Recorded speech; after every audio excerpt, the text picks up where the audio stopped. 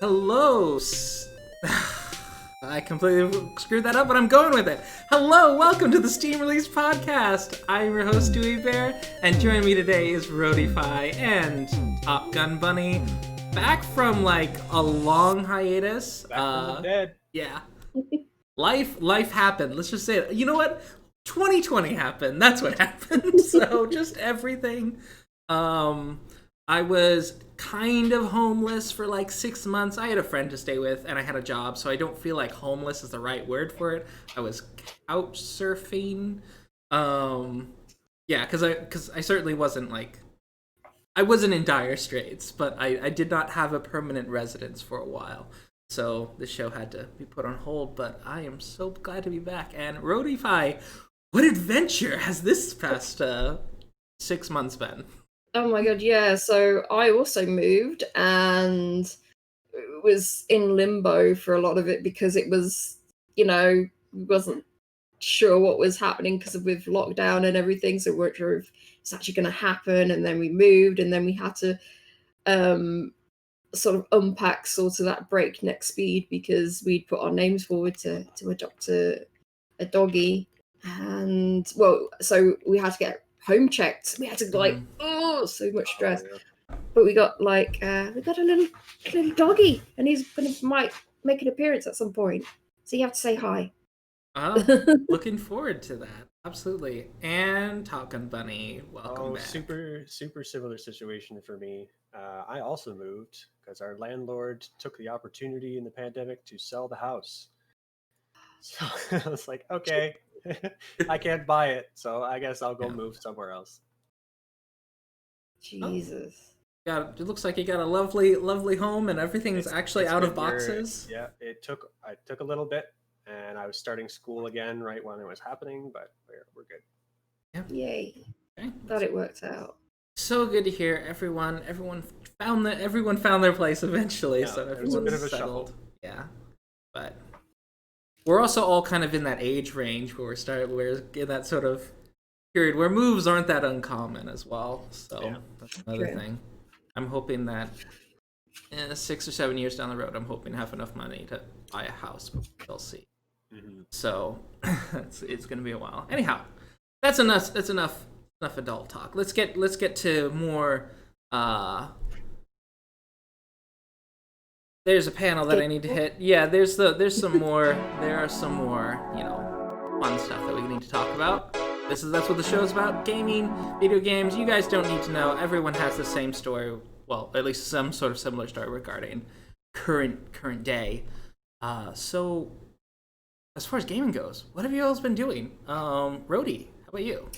I would request that I go last. Oh, okay. Since I have quite a list. Yeah, so I'd like to ask Top Gun Buddy to go first, if that is okay. Absolutely.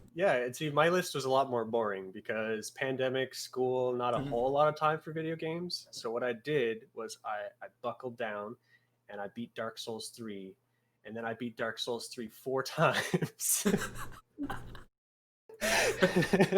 And beyond that, I think everybody got into Animal Crossing, so we bought a Switch and got into Animal Crossing, and then we bought another Switch so we could make another town, and then we bought a third Switch so that we could make another town to share between ourselves. Oh my god. Yeah. So between all of that and school, just whatever my regulars are, I play Smite a little bit. I play Sea of Thieves a little bit when they have some updates and some Space Engineers with my brother and stuff. So nothing too new. No, it's still good though. Still good. Still getting them playing. A lot of one-player games. A lot of just I have 1 hour. I'm gonna play this game. Yeah. No, that's all good. What about you, Dewey? I didn't play too much, but I still played enough to jump into some things in my backlog, notably Time Spinner. Oh yeah, we talked about that. One of the earlier podcasts we spoke about that one. Yeah, but at the time I just kind of dipped my toes in and just kind of looked at it a little bit. This time I really dived in. Actually, I'm almost to the end of the game. I've got 90% of the quests done. It's really, really good. So This like Ocarina of Time. There's of course this like time travel scenario where you're going back in the past and changing things, and it changes stuff in the future. But the sort of most it's not just the mechanics that are interesting. It's the meta narrative where there's you have this enemy that you're changing the history, and like, are you really making the world better, kind of thing. And there's a lot of nuance about like, where's the Empire coming from? Where's, you know, your friends, the people you're allying with are, you know, because, oh, it's enemy of my enemy, and it's like, oh, maybe they're not such a great group after all. It's just a very interesting thing where just you know, little roguelike. That sounds really good, because I think a lot of sometimes like stories, they're very black and white with like video game stories, and it's like there's not a lot of room for nuance, or the writers don't have that kind of knack for putting nuance in there. So yeah, that's really cool. I was really impressed because they did put in a lot of effort to do that, not necessarily to, you know, wipe away all the sins of certain characters, but it just like, oh, okay, I can understand why they did this. This all makes sense, even to the point where like you understand why they did what they did to the protagonists. Like why this protagonist is out to fix the past. And it's like, you know what? I'm starting to understand why they did what they did. It's not a great thing, but it makes sense in the context. And so it's a great amount of nuance.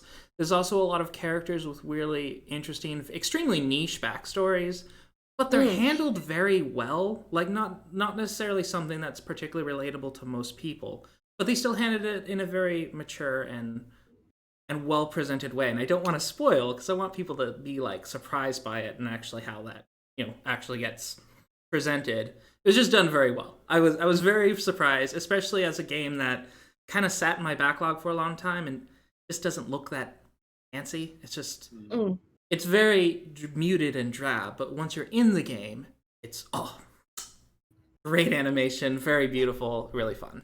But yeah, that's Time Spinner. Nice. Yep. So yeah, definitely gets a Dewey approved. It's a great game. Rudy. Anything else? Do you play anything else? I mean, what, Final Fantasy? I jumped into Temtem a bit more. How did you like that? Oh, Temtem's so fun. I've never been a huge Pokemon fan, but I've still like kind of dabbled with Pokemon as it came out to see how they've been updated. And Temtem really feels like an actual modern evolution of that concept. So it's very good. It takes away a lot of the frustrations that some of the older ones, while still providing that experience of like gradually growing. It's certainly not a casual. It's not a casual Pokemon game. It gets rid of the annoyances, but still retains that challenge that the original games had but it's challenge that's meaningful, because it's all about, did you make the right decision with that move, kind of thing. So that's very good. That's pretty good. Yeah. There is no RNG actually in the game, besides like what Pokemon might show, what Temtem might show up for you to catch. In combat, there is no RNG. There's no like chance to miss, etc. There are certain skills that can make you just evade, but there's no RNG. Okay. So no crits, none of that, which can, you know, for some people it's like, well, I like the whole like crit Yeah. complications, but no, this one doesn't have it. There are modifiers, like if you do this skill and then this skill, it increases your damage, etc. But it feels more like a chess game or like a board game. Okay. Than a dice game. So yeah.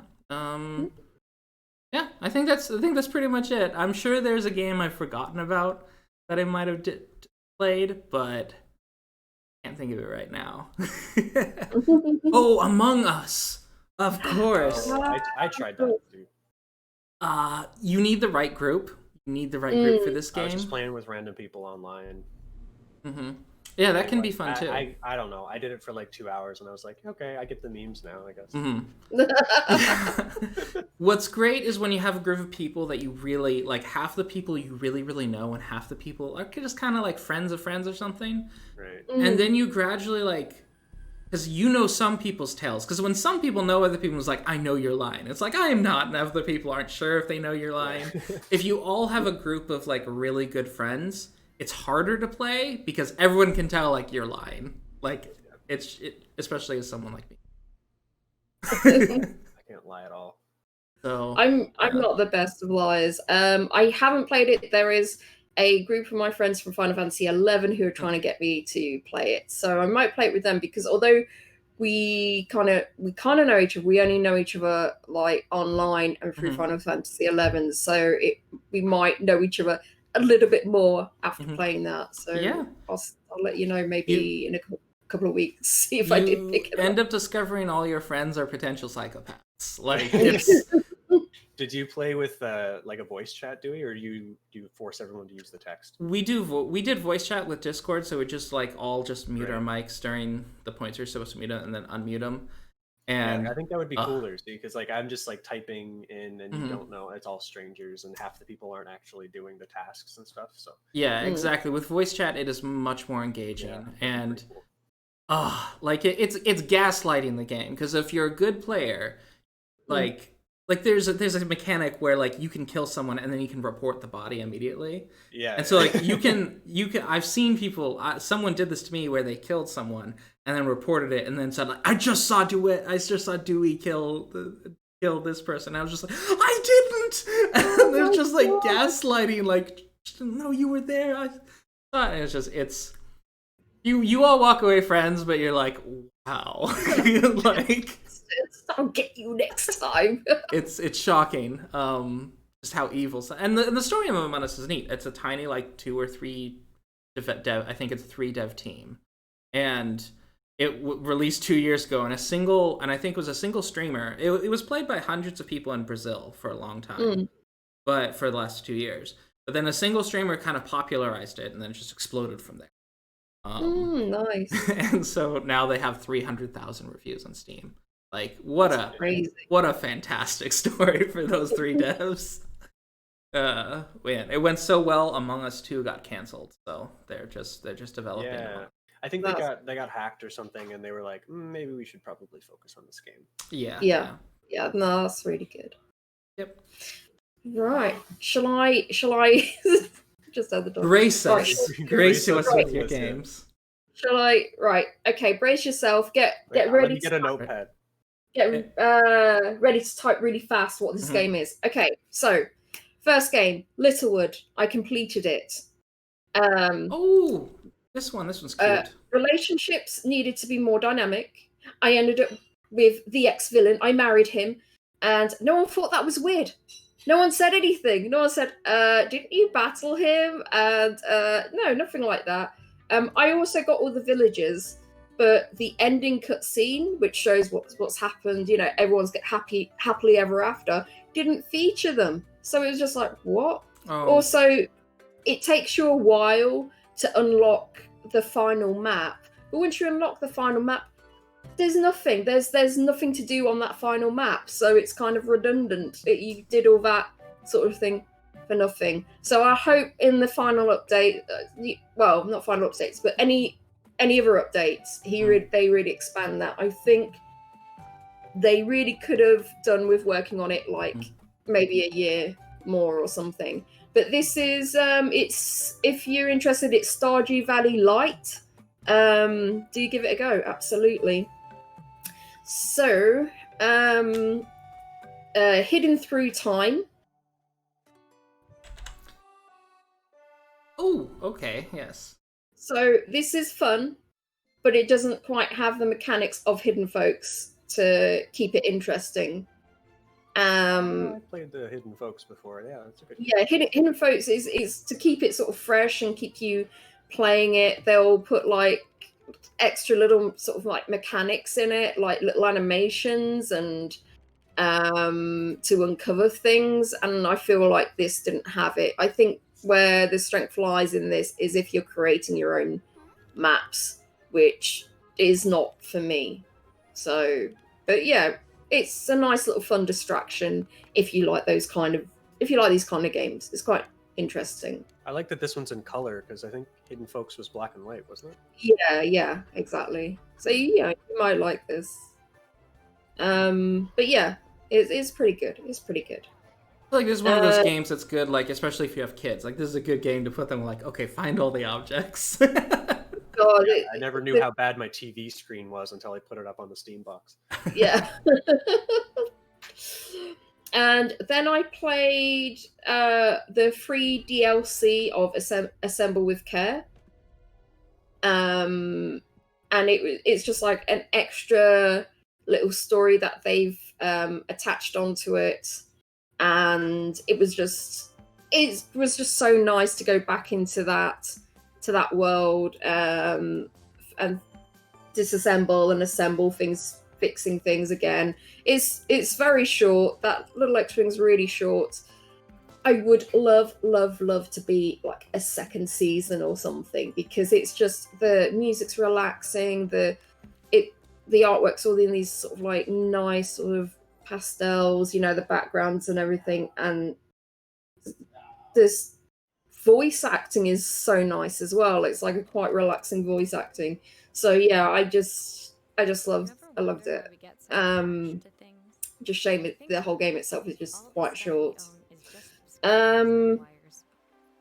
So yeah, and then I started to play through my more hidden object games. So I played the Lost Lands series. So this was Lost Lands, the Four Horsemen, and Lost Lands, the Golden Curse. And very surprising, because these are the ones like at the bottom of my my collection list sort of thing. It's like, oh, it looks so, don't think I want to play it. I'm not going to buy any more though. No, I've got to finish it. But I really loved it. I really loved the stories, and the cutscenes were quite nice. The puzzles are really good, and you have the same sort of protagonist. So it was nice watching her go from the first one and then go back into the world again and saying, "Oh, we need your help with something." Blah blah blah blah blah. So yeah, it was really good. But then I played Lost Lands: A Hidden Object Adventure. And that is just a direct mobile port, and that was absolute, excuse my French, but dog shit. Yeah. So yeah, that requires like cooldowns and timers and, you know, everything you expect from a bad mobile hidden object game. So yeah, that's an absolute no-no. But I do want to get the rest of the Lost Lands series, because it's just really good. It's really good. It's always awesome when you get to the bottom of your list and you just happen to find one that's like, oh, I don't want to play this, and you get into it and you're like, oh, why didn't I play this before? Yeah, that's nice. Completely. Yeah, so great. It's the best experience. And then I played Wind Peaks.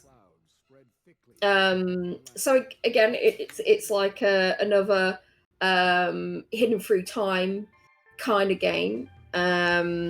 There's a story that goes through it though. Like these kids go on these scouts. They go on a camping trip. There is supposed to be like a story that weaves throughout it, but when I played it, it wasn't so clear on what the story actually was. So it wasn't so good. And also the finding of things you got a bit repetitive as well. Again, there wasn't like sort of different mechanics to sort of switch it up. But they have now introduced extra cutscenes to make it clear what the story that's woven in between is. So that's good. Oh, okay, so they updated. That's good. Yeah. So yeah, I'm glad about that. It's a nice little game. If you're into like Hidden Folks and Hidden Through Time, it's a nice little. If you wanted more of that, this is another one you can add to your list. Oh, very good to hear. Yeah, it looks so cute. My word. It's nice. It's good artwork, definitely. Right, and then I went again to the bottom of my hidden object bottom barrel to see the banner for this looked so crunchy. I was just like, oh no, oh. But again, I was surprised. So it's Questernarium Sinister Trinity. Let me spell that because Jesus, it's like why did they go with this? Questernarium. I think that's how you spell it. Yeah. Questernarium. That's not it. Sinister Trinity. Oh, okay. Quest. Quest. Oh wait. Questerium, really? Oh, there it is. There it is. Okay, I found it. There's Questionarium and then there's Questerium. Bingo. Oh yeah, that's crunchy. That's a crunchy banner. Yeah. Oh, hello. I've got a little doggy by my side. So, but it's surprisingly good, and there are these like funny FMV bits in between, little cutscenes. But yeah, the story's like very intriguing. There's like a weird like scientific experiment that went wrong, and you've got to like say you're a cop and you've got to save these kids, and then you've got to try and help evacuate the town and stuff. It's pretty good. It's pretty good. I was quite impressed, and it was very entertaining. So yeah, definitely give it a thumbs up. Hi Tom. Yes, Tatum is invading the podcast. Yes. Hello Tom and hello Godless Weep.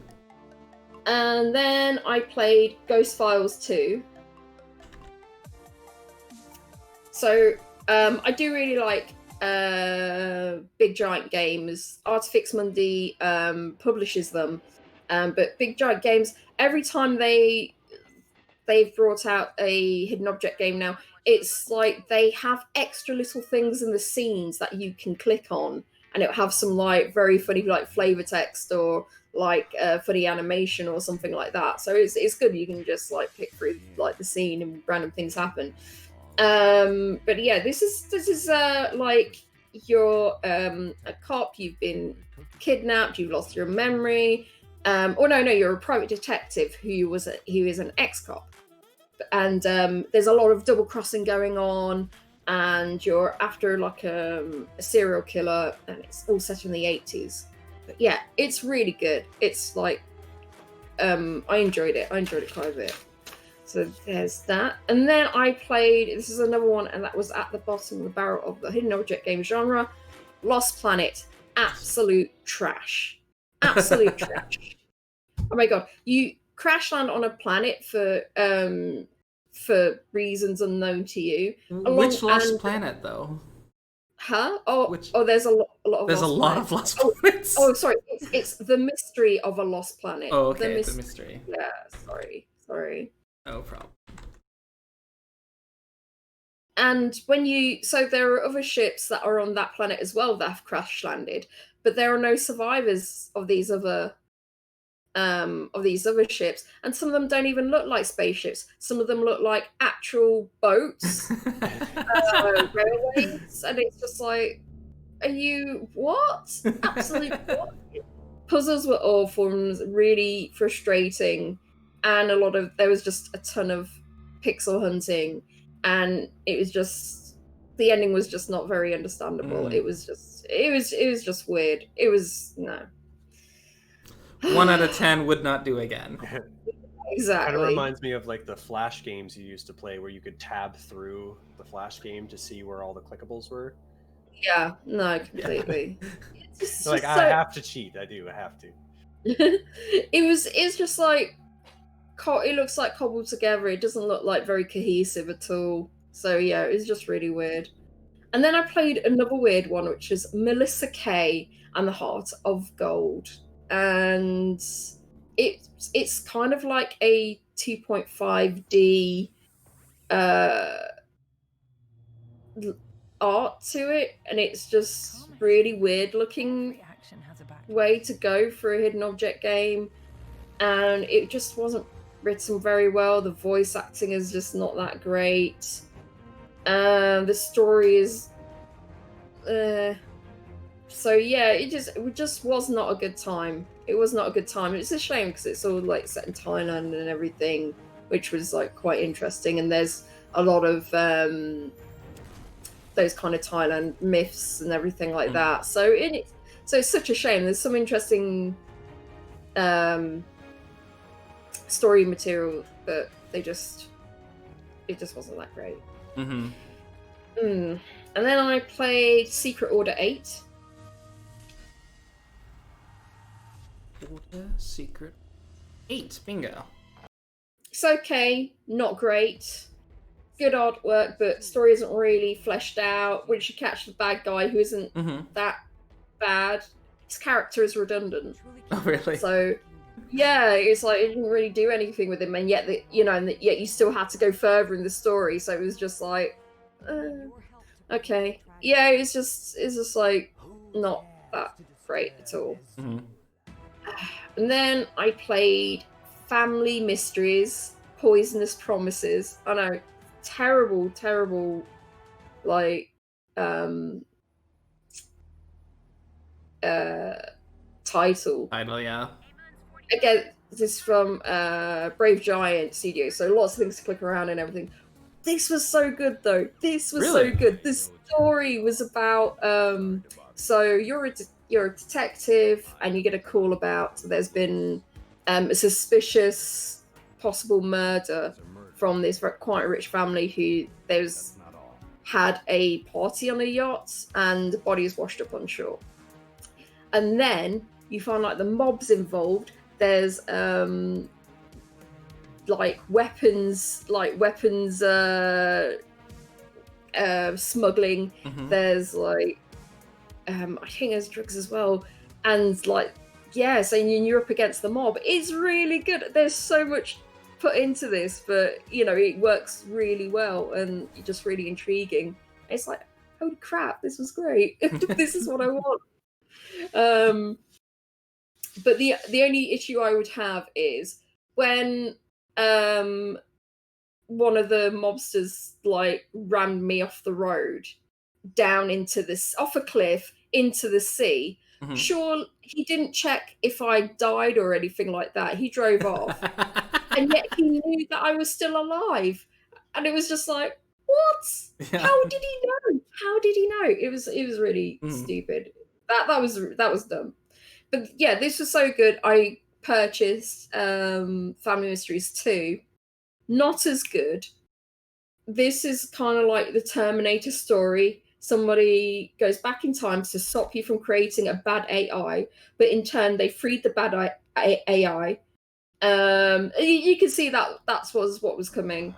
The voice acting doesn't quite match. The wife sounds about 50 years old or something, and when she's like probably in her 20s or something, or early 30s. She smokes a lot. Yeah. Oh my god. Hey, honey. She's seen some things. But yeah, and there's all like this secret organization and everything, like in your own time, and it's pretty good. It's pretty good, but it's nowhere near as good as the first one. However, the third episode is supposed to be really good, but I haven't purchased that yet. But it's gonna happen. It's gonna happen. Right, we're nearly at the end. Just a few more, guys. Stick with me. Right. Then I played Queen's Quest 5. Queen's Quest 5. Kids have been kidnapped. Werewolves are involved.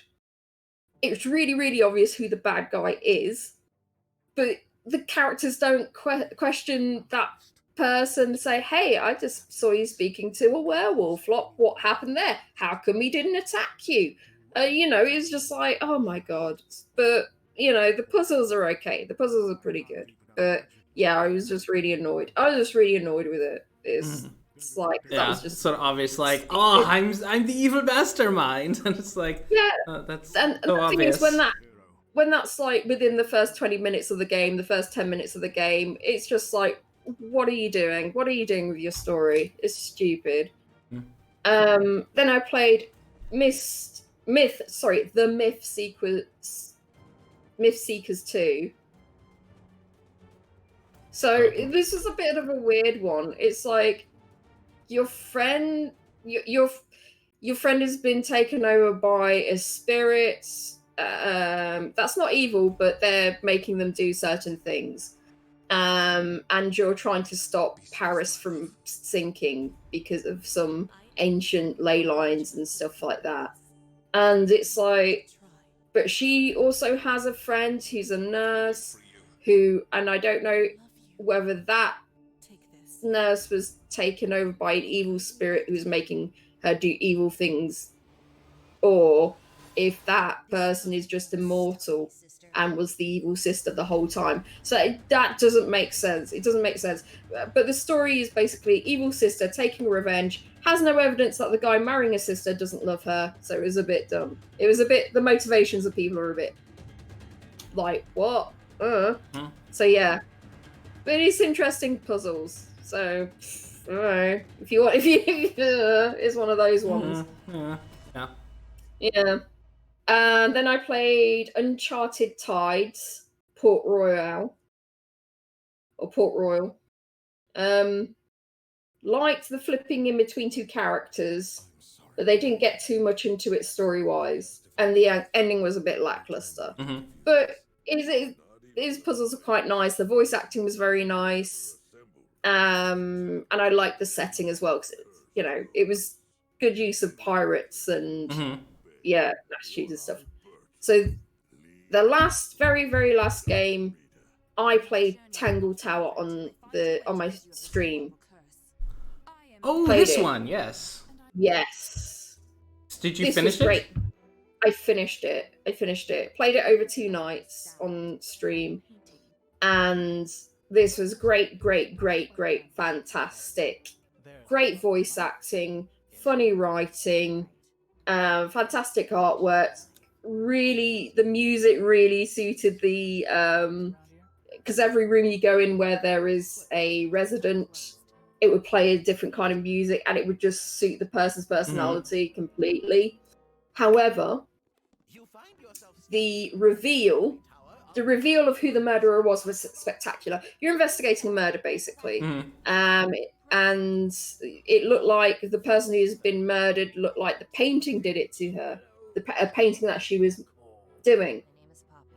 So you've got to investigate it.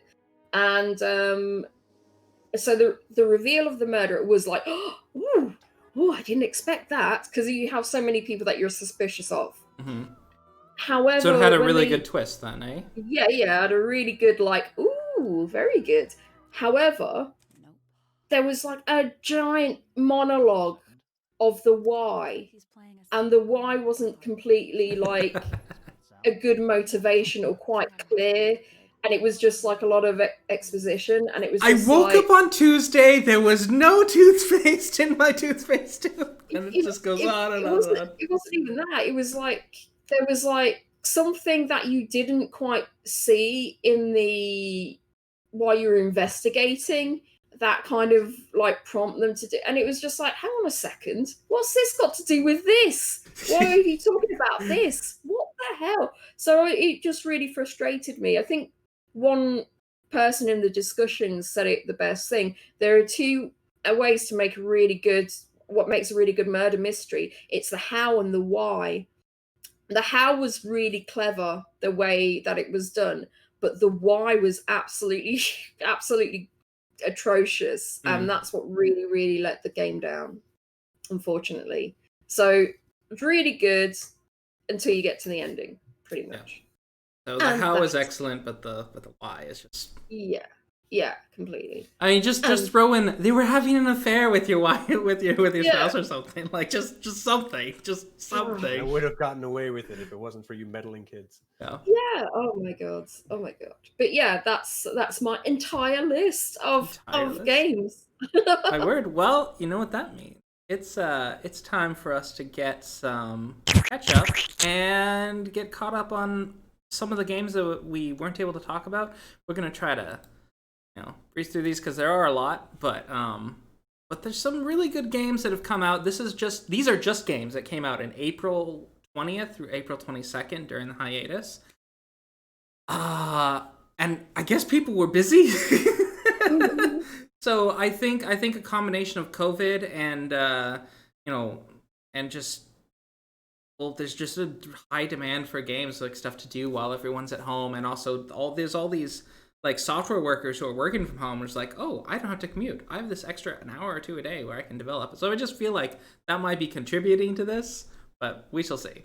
Anyhow, Fantasy World Online Tycoon is our first title. There you go, by Roberto Trasarti. Roadie Pie. Read the description, please. Ready to manage your massive multiplayer online role-playing game? This is your chance. Fantasy World Online Tycoon will let you build and control any aspect of an MMORPG.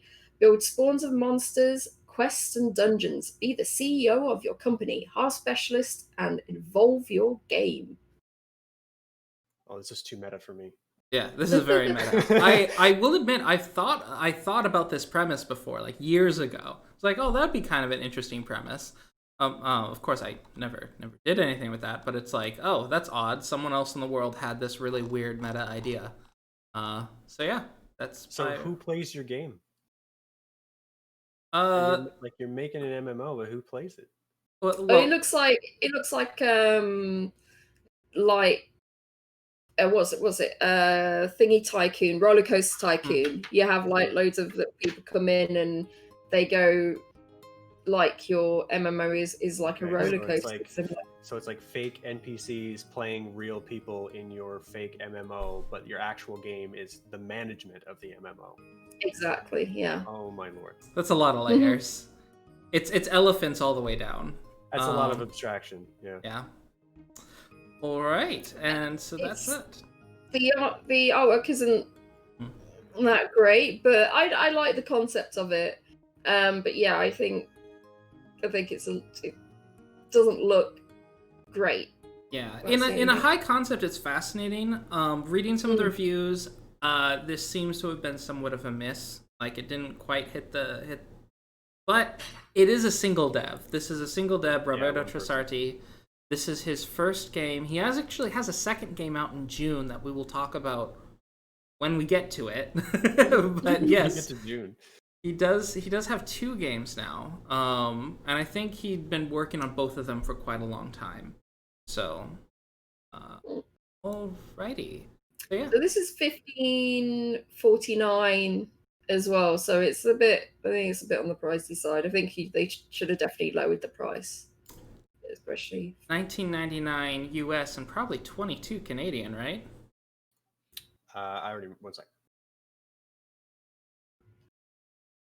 It's $22.79. Yeah. Ooh, I've got my conversion rates. Yeah, I've got like really weird ending. Like anything that's like $19.99 ends up being something weird. Yeah. It's just odd conversion right now. All right. Our next title is, just really quick, Dragon Marked for Death is a pretty well-known game that's finally out of early access. So, yeah. There once was a clan. Dragon Marked for Death is a 2D side-scrolling action RPG where up to 4 players can play together in online multiplayer. The characters known as the Dragonblood clan have forged a pact with the Astral Dragon, which granted them special new powers.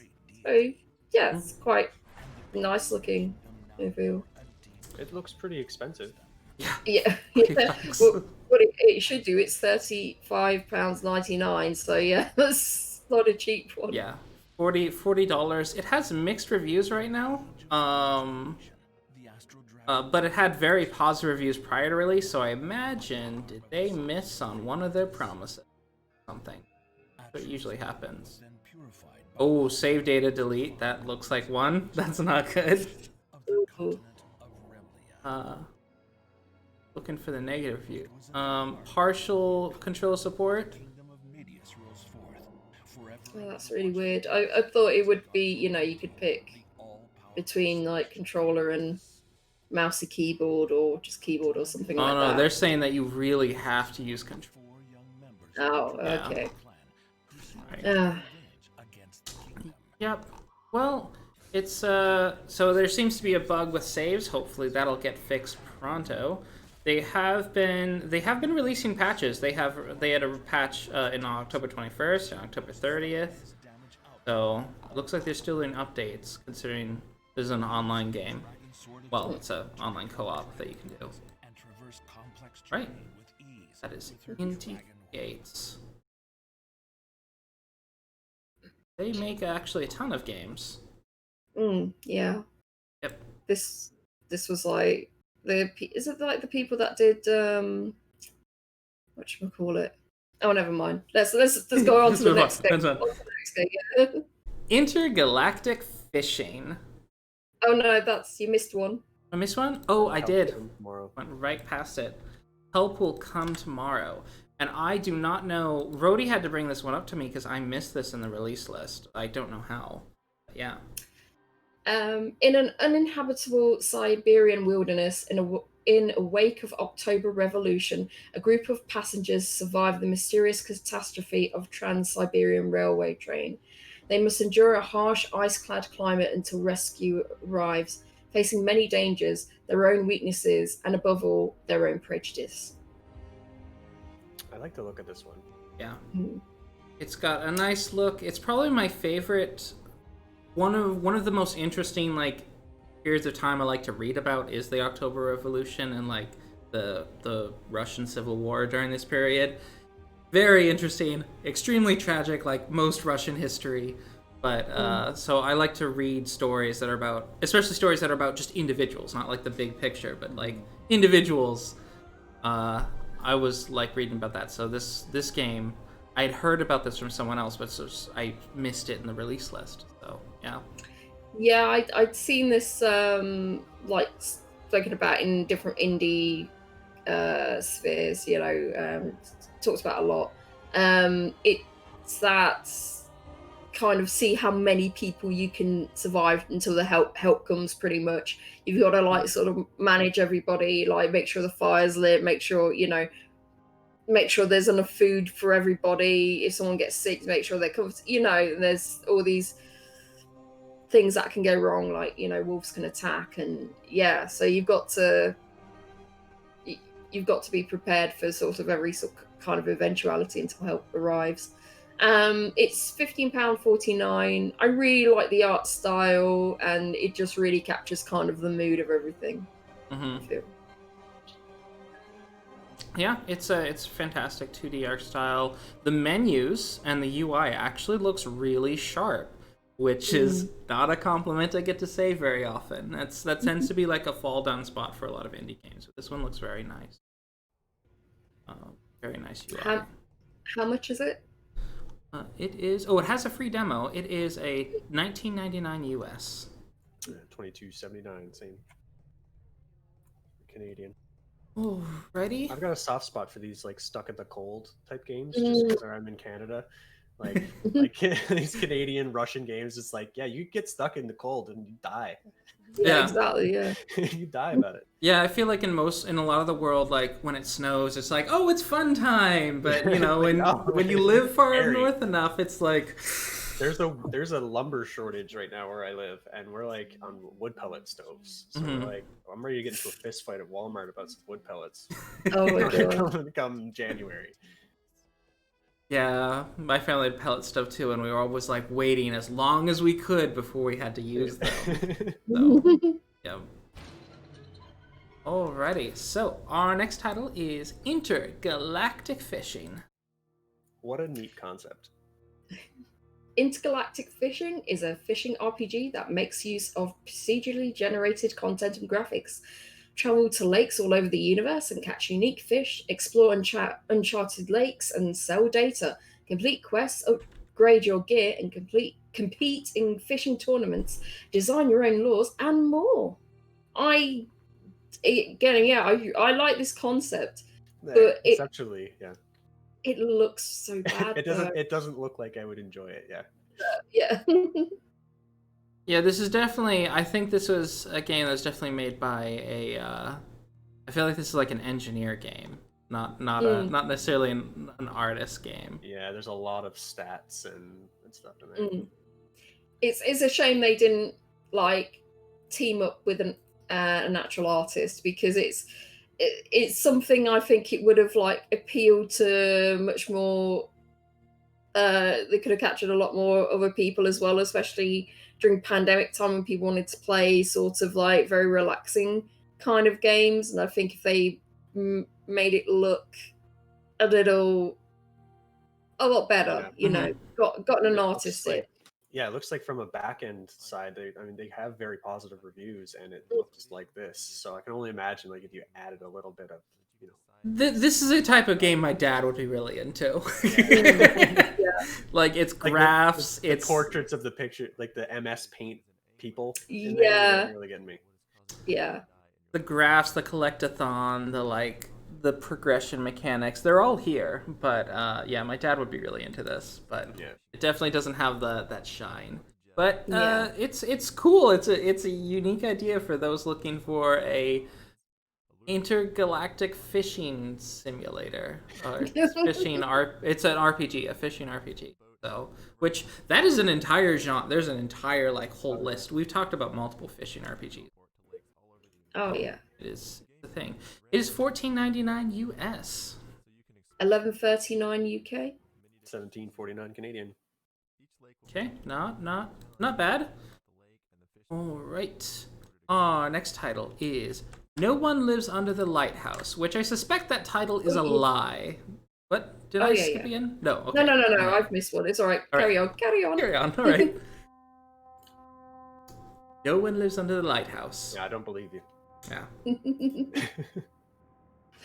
A retro horror game in which you arrive at the old lighthouse on a small island near the coast of the United States. After the previous keeper has gone missing, you need to take over his duties and watch after the light. They're clearly going for Stephen King's favorite neighborhood. So kind of like that rocky Maine shore. Yeah, so this is so it has that filter over it, which I think helps make it look older than it, like the graphics, because you're looking at the graphics and it's like, man, that's the really crunchy graphics, but then you add the filter over it, it's like, you know what, this is style, this is aesthetic now. Which is, you know what, that's clever, that's really smart, and it works with this concept.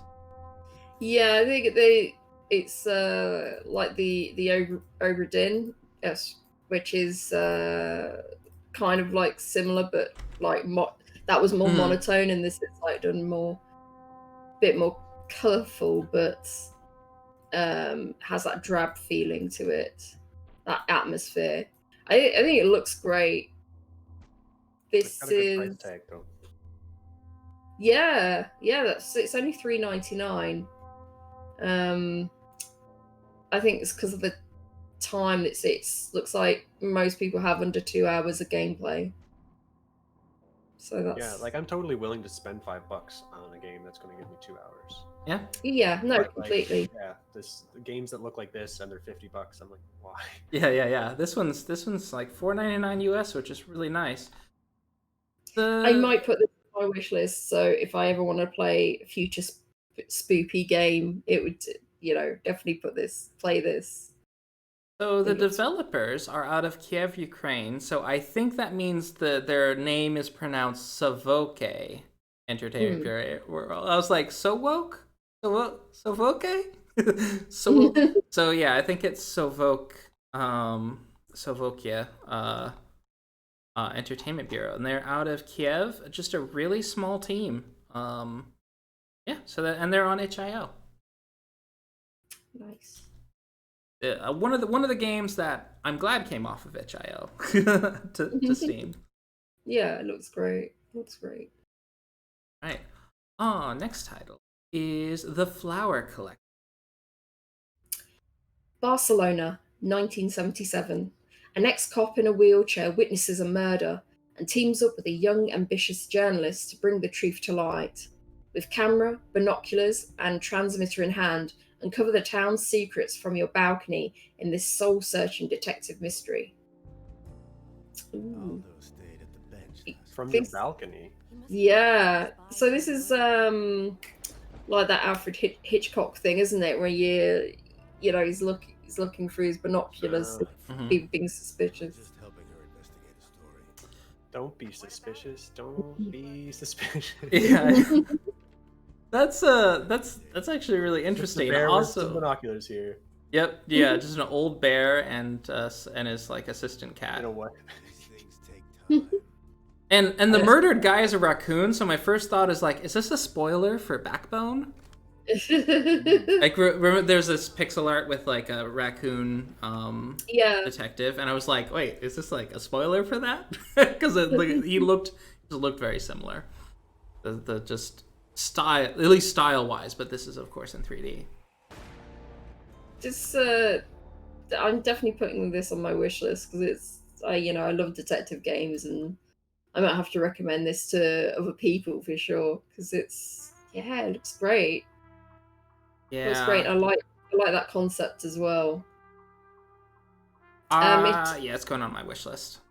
Yeah, it's £19.99. So I would probably wait for it to go in a sale because I'm cheap. But also, interesting thing. This is developed by Mipumi Game. No, oh no, I just like downed everything. Whoops. Mipumi Games. Yep. I gotta bring up everything. Whoop, there we go. Oh no. Oh, all my windows went down.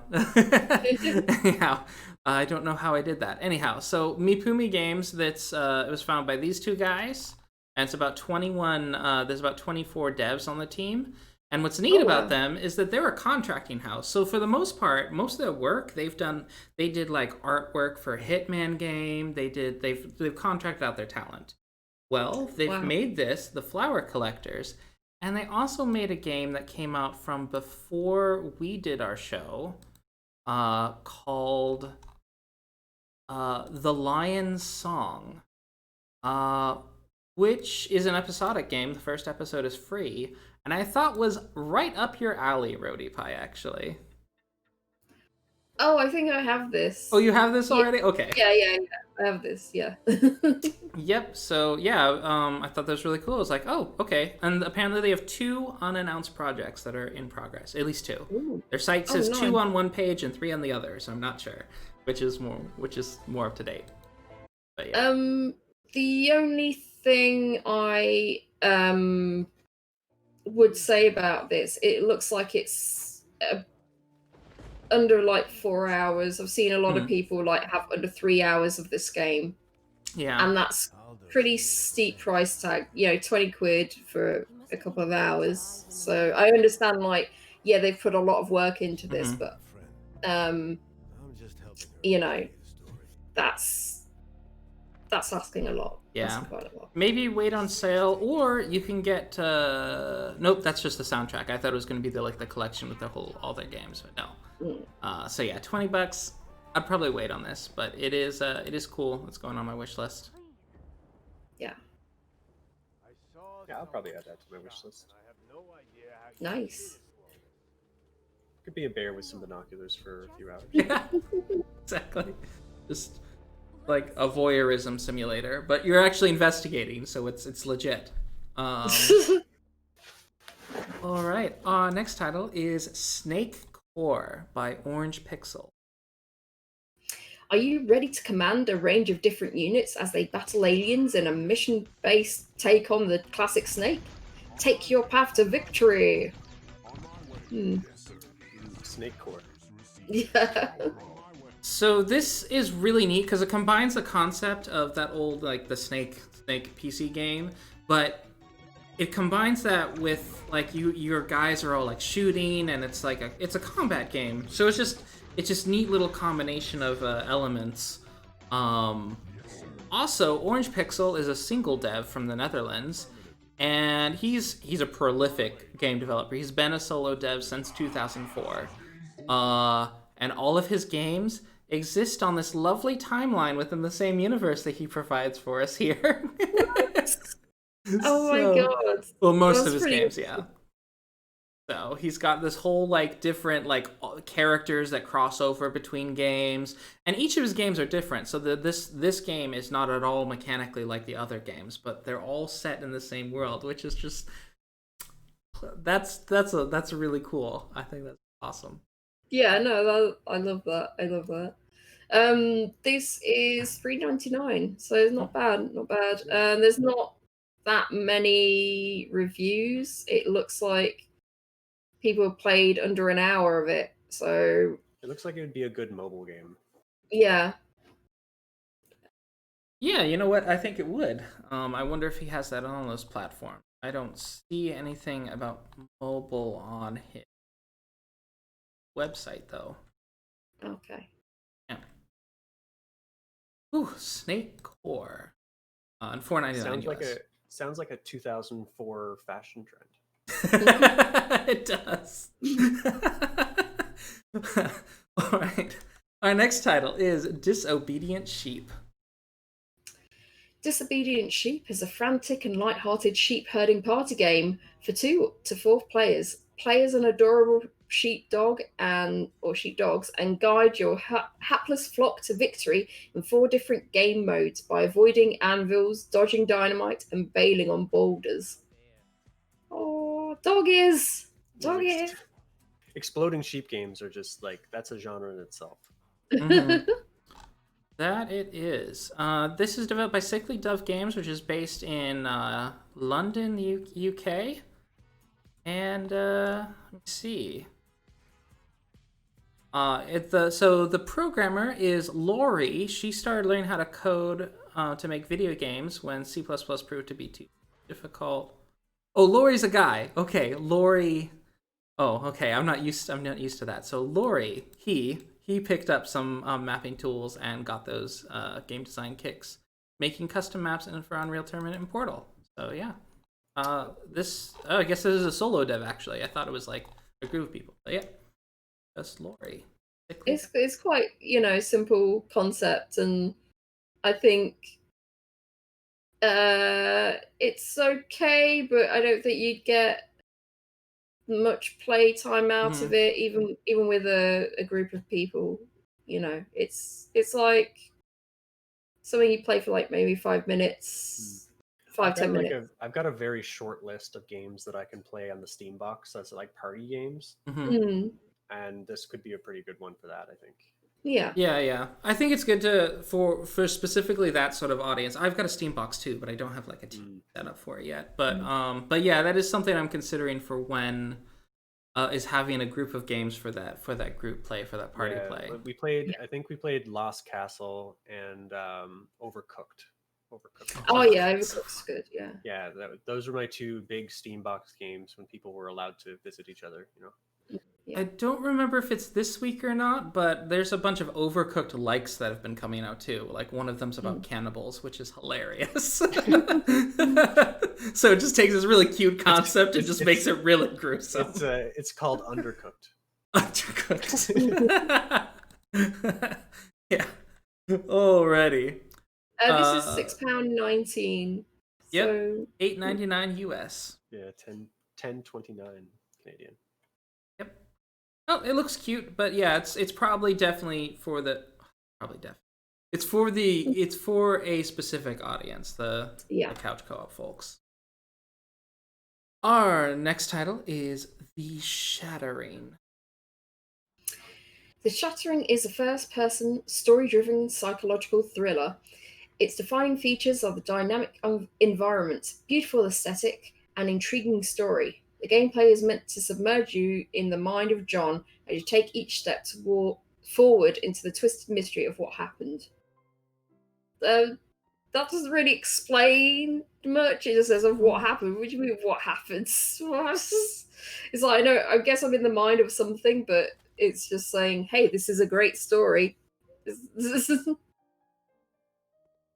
I think they should have been a bit more explanatory of what.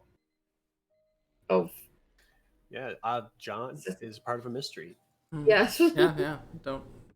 Who would have thought? So it's John is actually short for Jonathan. Super Sexy Software is a developer, which, by the way, was kind of a scary thing to search on Google, but I did eventually find them. They are located in Gdynia, Poland. They are a team of 4 devs. So say hello to these lovely beans. So them. Right, and yeah, that's a Shattering. It's $19.99. Yeah, it's 1549 here. I'm still trying to figure out what it is. Yeah. I'm not sure. I mean, it looks, it looks like you've got to figure out how you got there, and your mind is broken or something, and you got to try and get through it, I guess. Yeah, and there's a lot of varieties of psychological horror. It's like, what's the mechanics of this game? Is there a puzzle to it? Is there, what is the actual gameplay like? I can't. Is it point and click from any of these videos? Yeah. Yeah. I'm just not sure. Yeah, there's just like a lot of pictures, and he's looking around a lot, but I don't see like what he's doing. Yeah. True, Tom. Mind is broken trying to get through it, so it's a 2020 simulator. Yeah, I just don't know whether it's a point and click horror, a puzzle horror, or a walking simulator horror, or just a runaway horror kind of thing. One of the reviews, the Shattering is a brilliant narrative game. Maybe you're just walking around. It might just be a walking sim. Someone says the Shattering is a walking simulator with a slow-paced plot that slowly unravels, focusing and submerging players into its psychological and thriller elements. This narrative is definitely quite abstract in its method of storytelling, with a bleak white aesthetic and blur between true and fabricated memories. If you enjoy games similar to Layers of Fear, this title is worth both your time and attention. The reviewers coming into our rescue. Thank you. Thank you. That was Ms. Cookies. Thank you, Ms. Cookies. Oh yeah, Radio Tom. The tags really aren't helpful. It's like adventure, indie, thriller, horror, story rich. It's like story rich. Yeah. If you said walking simulator, that would have been like a bit better. Oh, bingo! Walking simulator's in there if you expand it. All right, look at that. But yeah, so Super Sexy Software. Thank you for your title. Our next game is ITTA. Test your limits in ITTA, a bullet hell boss rush style adventure. Armed with their father's revolver and guided by a strange ghostly cat, a displaced girl must battle her way through impossible trials in search of answers and peace. I've seen this one spoken about in a lot of indie reviewers and one to watch out for as well. So I'm surprised it hasn't gotten more traction though in the terms of reviews. You know what I mean? Yeah. I thought it would have been a bit more popular. That's pretty well reviewed with 88% positive, but yeah, I think part of it is the aesthetic. I think it has a pretty unique aesthetic that I like it, but I know a lot of people who probably wouldn't be too keen, who would look at this and like, it looks kind of. Well, no, it reminds me of that, minimalist. Kind of what do you call it? Binding of Isaac, kind of, a Moonlighter. So it's Into the Dungeon. Yeah, so it kind of looks like that, but I feel that it looks there's a bit more bullet hell going on. So I think people maybe not so much into that as much. If you get me.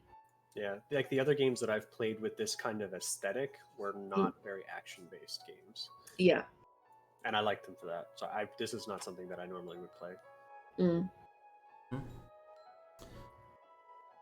Yeah, it's very very pretty. The character design I think is part of it. It looks like a little blue bean, which I guess bean people are in right now.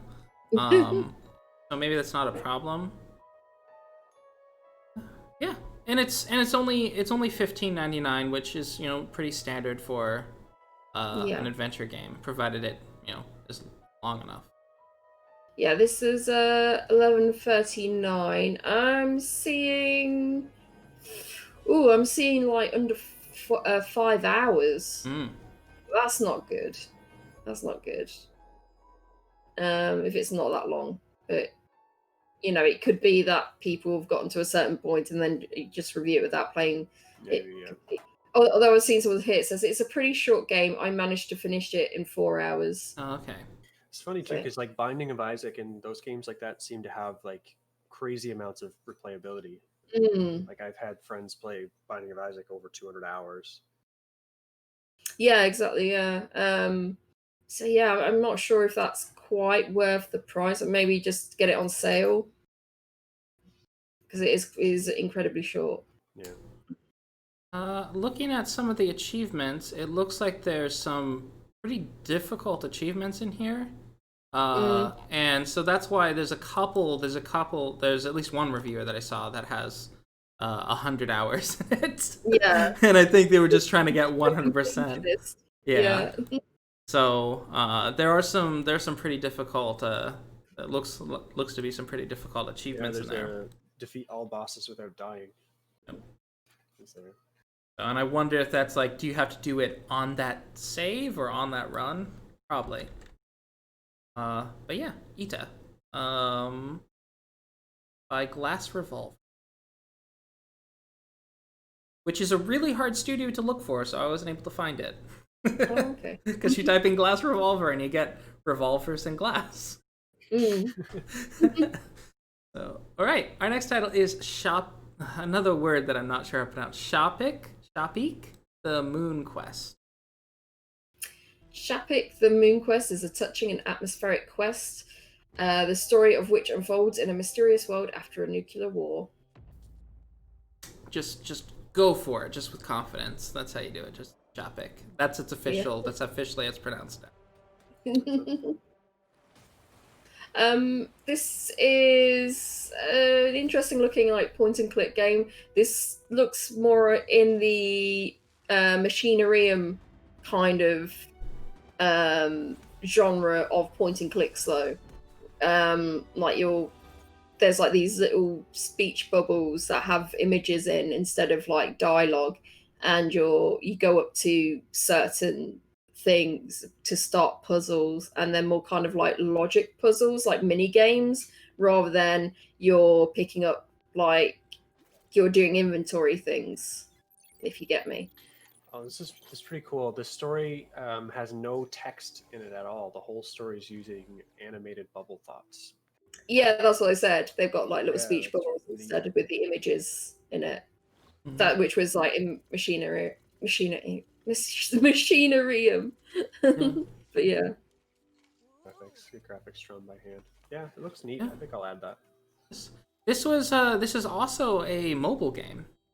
So I was looking at it. This was developed for Android as well, which I mean, guess makes sense. Point and click games would work on Android pretty well. But yeah, it's got a nice style to it. The developers are Paul Podberezko, Daniil Naletov, and Alexander Ahura. And I think this is their first game for all of them. So yeah. Yeah, I really like the graphics, the style, and everything. Although I enjoyed that kind of, I think that style of point and click is okay, but it's not kind of the thing I'm looking for when I want to play a point and click game, if you get me. Mm-hmm. It's like, I'd like kind of like that sort of inventory sort of thing going on. So yeah, I don't know. It's a maybe. It's a maybe from me. It's £5.79, and it looks like it's under 5 hours, so about 4 to 5 hours. Yeah, it's $7.99 US. $8.99 Canadian. Right. Next title is Birth Me Code. You are Pandora, the mastermind behind a death game in which you must find the traitor while concealing your identity. 6 hours, 1 school, 6 deaths. 9 participants fight for survival. It's kill or be killed. Trust or deceive. Escape or die. So it's like kind of like that other visual novel that you've got to try and figure out who the murderer is. You got to pick. I'm trying to think what that series is called now. The cat that's the bear. So that bear who's like half black, half white. Oh, yes. It's gonna drive me crazy. man. Danganronpa? Yeah. Trigger Happy Danganronpa. Havoc. Yeah. Okay. Like that. Yeah. It looks kind of like it would be kind of like that. Mm-hmm. That sort of, yeah. So the developer Miracle Moon is a solo dev. And yeah, so his largest source of inspiration are Zero Escape, Danganronpa, and other similar series. So, and he is on itch.io. Sorry, I don't know if you He can or hear. she? You probably can hear my dog snoring. Nope, don't hear it. That would be cute though. I don't think I hear it though. I think your noise gate's keeping it out. But aw. It's £19.49. I'm seeing like 10 to 20 hours on it. So yeah. That's probably quite a good price. And there's a demo as well, free demo. I do like that. $24.99 US. Yeah, so I do like it when they have demos. It's like $28.99 Canadian. It's like some of these games they'll like take the actual US conversion, and other people are like, we'll just add a couple extra Canadian dollars. Yeah, we'll just fudge it somewhere in there. Sometimes you can get a deal in Canadian. It's definitely more expensive. Yeah. Alrighty, and with that, we have finished. Where is it? There we go. We have finished with the catch-up, and now we're actually to the release list, the big, beautiful release list that we're going to try to get through as fast as possible so that, everyone can take care of their biological needs in a reasonable amount of time. So, right, our first title from Sunday, November 1st, we have miniStrike. If copy paste it properly. There we go. By Pollapee Sroysuwan. Shoot 'em up game with bite-sized levels. Period. Full stop. Yeah. It's £1.69. It's interesting look. It looks like it's been ported from a mobile. You've got the two black strips on the side there. Yeah, I almost wonder if it's like an intentional attempt to make an homage to the Game Boy. That's what I'm almost like an wondering. Arcade machine, I'm feeling. Yeah, but it could be. Let me see. Pollapee Sroysuwan. That is a. All right. I'm not gonna be able to spell that properly. But yeah, it looks like it might be available on Android. So yeah. Yeah, Pollapee Sroysuwan. I think this is also his first game on. So yeah. Oh, yep. He is an iOS Android developer from Sydney. There you go. Oh, I can't tell what's going on the screen, but yeah, no. It's especially even when it's in motion, it's a little hard to see what's going on. Yeah. It's very hard to see what's going on, but it's clever. It's got style. So I think he definitely put style over function. Yeah. And it's for $2. I mean, I figured out. Yeah. Our next title is Book of Shadows. By Enoops. Sorry. This story will tell you about a dark wizard who spent his entire life hunting for the Book of Shadows and one day accidentally finds out where it is stored. The book is hidden deep in the library and is inaccessible to the dark forces. The developer is Enoops. They've made quite a few other games on Steam, and I noticed something odd about this one. There's a bunch of reviews that are like copies of each other. And so I don't think it's necessarily these guys trying to make paying for fake reviews, because it just looks so obvious. And I'm like, is this a test by someone who does do fake reviews or bots or whatever? Because there's a whole bunch of reviews that have a blurb that makes no sense. Yeah, pleasantly fast with taste +1 in the library of past games, and there's like 1, 2, 3, 4, no, three that are like that, and there's like a couple more that are similar to that. Yeah, so it's just odd. Yeah. So all of the previous games seem to have very legit reviews. Like, you can find reviews, and there's some legit reviews down below in here as well, where they point out issues with it, etc.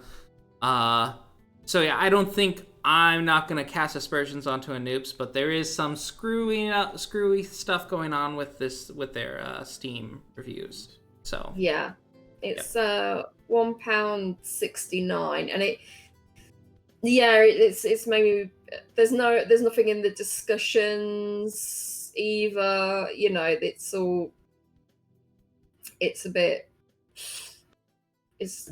weird what's going on here. Yep, $1.99. It's $1.99 US. I think so. I think a lot of these assets are probably part of like a Unity asset pack. I think. Yeah. Yeah, it looks a lot of it looks pre-generated. That said, if they have a good story and a good presentation, that great. Right. That is Book of Shadows by Enoops. Yes, for some reason it reminds me of RuneScape. Yeah, it does. I don't know why. Just like the wizard with the black robe. All right. Our next title is from Monday, November 2nd, and it is called Close.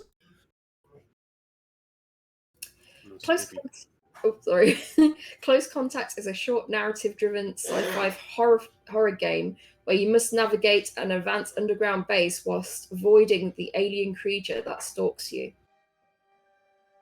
think they have a game like that exists already called Alien. True. All right, I want to see what the alien looks like. Let's go. Is it? Oh, that's he's kind of spoopy. Yeah, it's like very atmospheric, I guess. It says it is between 1 and 1.5 hours playtime.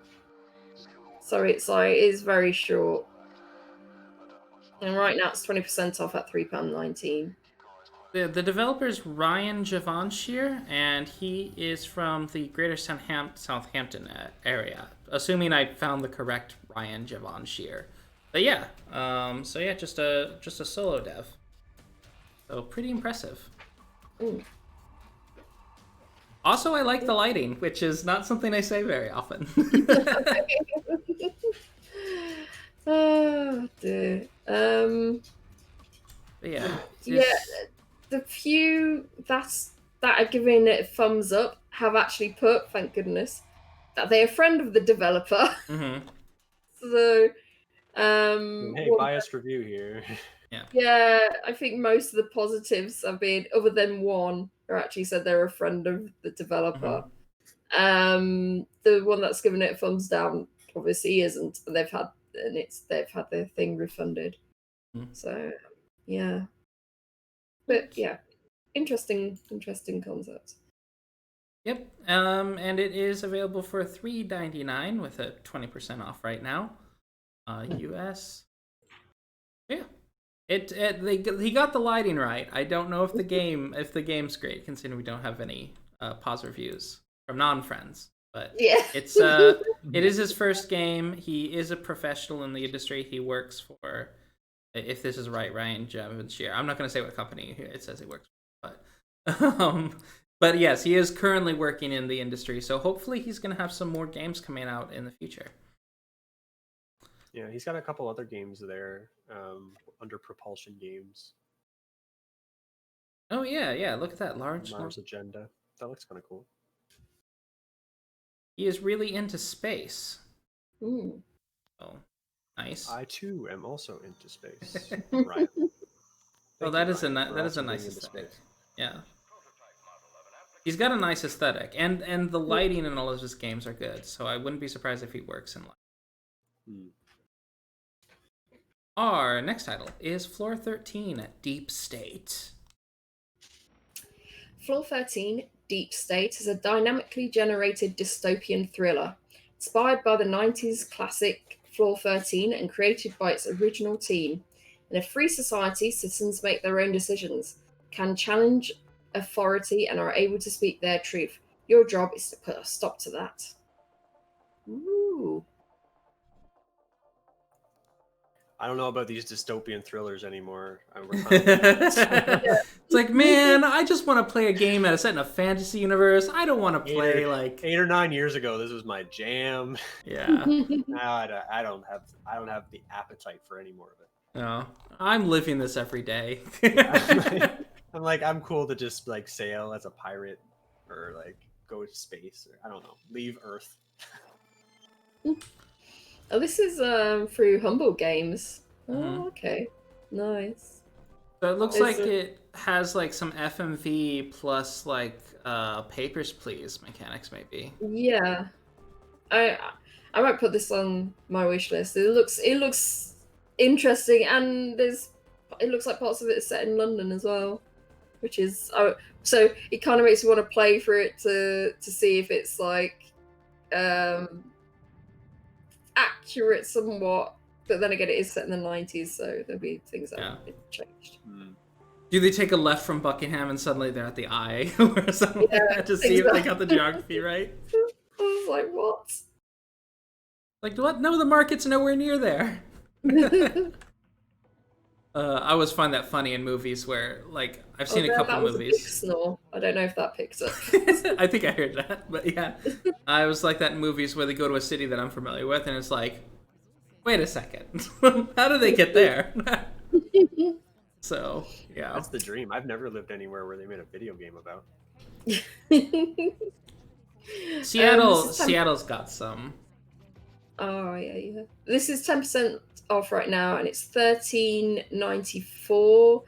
There is quite a few thumbs down from it when I scroll down on the review pages. It just looks like it's like 4 hours long. I've seen a lot of 2 hours, a lot of an hour or so. But it's a lot of the I don't know. Some people say the game does not work. Some people say it's slow and necessary. Yeah, I really want to like this kind of game, but I just can't bring myself to. Really like this. Thank you for putting that into text. So it's like wasn't your kind of game to begin with. So why did you? So it's not against the game itself. It's just you don't like that kind of genre. So oh dear. So don't get me wrong, the game sounds fantastic on paper, but it just doesn't do well at explaining what you're actually meant to do. As a prologue, you're given a probationary period as a kind of edge into the game. The names will change for the characters, but the scenario is the same no matter how many times you start it. You have one suspect who is going to commit a terrorist attack in a train station.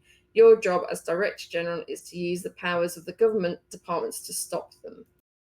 Okay, but aside from telling you to read reports and check suspects, the game will give you no more hints about what you should be doing or thinking about. I get that this is some people's cup of tea, but for new players who haven't played the previous game or want an easier time, a walkthrough or guided tutorial would be helpful. Later reports don't get any better either. You get a report and some suspects you can send in surveillance and pursuit teams, search at houses and offices, and even bring the suspects in. But the game provides no feedback on if what you're doing is right or what your aim is. My first few days in the main game went as so. New report involving a celebrity MP and controversial bridge, dispatch pursuit and surveillance teams, and searches houses. Reports come back, celebrity goes out and comes back, as does the MP. So yeah, put the whole, it's a lot, but basically it's bad tutorials, and if it's like you're bringing in kind of a new concept that isn't well known, or you're trying to bring in new people to a genre, you've got to get people comfortable with the mechanics of your game. What if the whole point is that they don't know what they're doing or why they're doing it? Yeah. That's the most time. Oh my word. That's like that's like the artist who's like so far. If that is the point, that would be the artist going way Smith sniffing his own. His phone farts just a little too much. So, but yeah, that's unfortunate. Tutorials are helpful. Use them. And if I find the most effective tutorial, if like it's hard to make a tutorial that fits with the narrative, sometimes just like at the beginning of the game, just or it's like somewhere just below start, just like instructions or like just or even a disclaimer that says this game does not have a tutorial. Yeah. No tutorial. Try to figure it out. Yeah, it's just at least then you're like, oh, okay, yeah, no, it's a game without a tutorial. Yeah, and then it becomes a game of trying to figure out what on earth you're supposed to do. Right. So, and that can be a cool like, especially with online, it can be a cool like interactive like, okay, what did this do? What did this do? I think that's fine in certain genres of games, but something like that where there are a lot of different aspects of mechanics and everything, and they're not straightforward. You do need like a tutorial. You really do need a tutorial because then people are just like, this isn't simple enough to be able to figure out what you've got to do. Yep. And so that is 413. It is $17.99 with 10% off right now. Yep. Published by Humble. Our next title is Golazo Soccer League.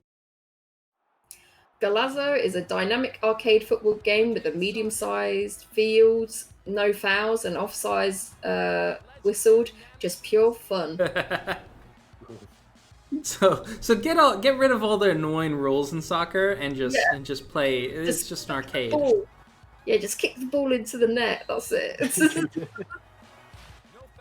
It's got this really interesting style that's almost like it has an almost CalArts look to it, but not quite. That's kind of interesting. The bumper art for it looks kind of like Steven Universe-y. Yes, that's what I'm thinking. Steven Universe. Yeah, it's almost, but not quite. Yeah. Really bright and colorful. This is how an arcade sports game should look. This is fantastic. Yeah, it's 15% off right now, and it's £9.68. Seeing quite a few positives for it already. There's a positive and negative things. There's what could be better. More variety to the shots. No curling mechanics that I have seen yet. Needs to be cheaper to beat the competition. Cycling through players can be finicky. But there are a lot of positives. They're good camera angles for replays are excellent. Graphics are great. Deflections add to the fun. Corner throws and penalties are in the game. Heading the ball is a thing. Power-up system in the game is decent and mixes things up. Seems like there is a fair bit of unlockables in the game. New ball and kit designs. Slow-mo for the last-minute goals is great. You can pick formations. Everything works and is simple. That sounds good. So Purple Tree Games, I went on their website, and they've actually worked on Turbo Volleyball, which has a Steven Universe character in it. So... no wonder. Okay, yep. That's cool. That's cool. They've got quite a few games. They're a studio based out of Buenos Aires. They seem to do a lot of work for like Nickelodeon and Cartoon Network. So... cool. So yeah, and Golazo is their most recent release. Nice. And they call it football, so you know it's authentic. Yes. Oh, it's authentic. Yep. But yeah, an Argentine studio. It looks really fun. As someone who does not like sports games with a passion, with a burning passion of hatred, this actually looks like, you know, I wouldn't be offended if someone asked, like, hey, wanna play this game together? It's like, okay, you're not trying to punish me. Yeah, what am I supposed to do? You put the ball in the net? Yep. And it really is. That's all the game cares about. Is put the ball in the net. That's great. 15% off it is $12.74, which, you know what, for a very repeatable experience, isn't bad. Oh, is it multiplayer? Shared split screen, shared split screen multiplayer, yeah. Okay. Not online multiplayer, I don't think. Nope. Oh, that's a shame. It's of course got a remote play, but remote play doesn't work for me. No. Not well. Some people can. Like if you're in the same building, it works pretty well. All right. Our next title is Dark Deception: Monsters and Mortals. Dark Deception: Monsters and Mortals is a multiplayer horror party game with multiple modes where players take on the role of monsters or mortals from Dark Deception's universe and battle each other in nightmarish mazes. So What's Dark Deception's universe? I mean, the first game, Dark Deceptions, that was very incredibly popular. So this is like a sort of expansion, I guess, or an evolution of it. Yep. So the studio is Glowstick Entertainment. They were founded in 2016, and yeah, they specialize in horror games. That is what they do. But this appears to like they're going less for aesthetic and more for just like a multiplayer, more multiplayer game. They're going for mechanics. It looks pretty crunchy. Yeah. Yeah, it's 10% off right now. It's £6.49. So I think fans of Dark Deception and the sequels, I think they might like this. It's gotten very positive reviews with 92% of positive out of 271 reviews so far. And yeah, it's $8.99 US. Nice. We're up to Tuesday. So our next title is Remnants. Oops, just Remnants. Sorry. Not any of those. Wait, no, this is the wrong one. Yeah, I went to the wrong one. There we go. There are 2 games called Remnants. This is the free one. Okay, yeah. I think I got the right one. Fight enemy drones in this action-filled shooter to obtain the key to freedom. Customize your weapon by combining the powers of the 4 elements. Collect items and perfect your strategy to overcome the barriers constructed by your enemies. This title, I have a strong suspicion, is a student game.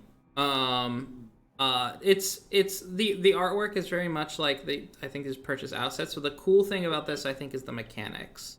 The whole combine your gems, the different elements and different effects for your guns to fight the drones, etc. It's got a lot of interesting elements. The developers are Kevin Hinker, Julia Daxenbichler, Simon Steiner, Jamie Nord, and Martin Jenner. Because they're not part of a studio, that's why I'm thinking this is probably a student game.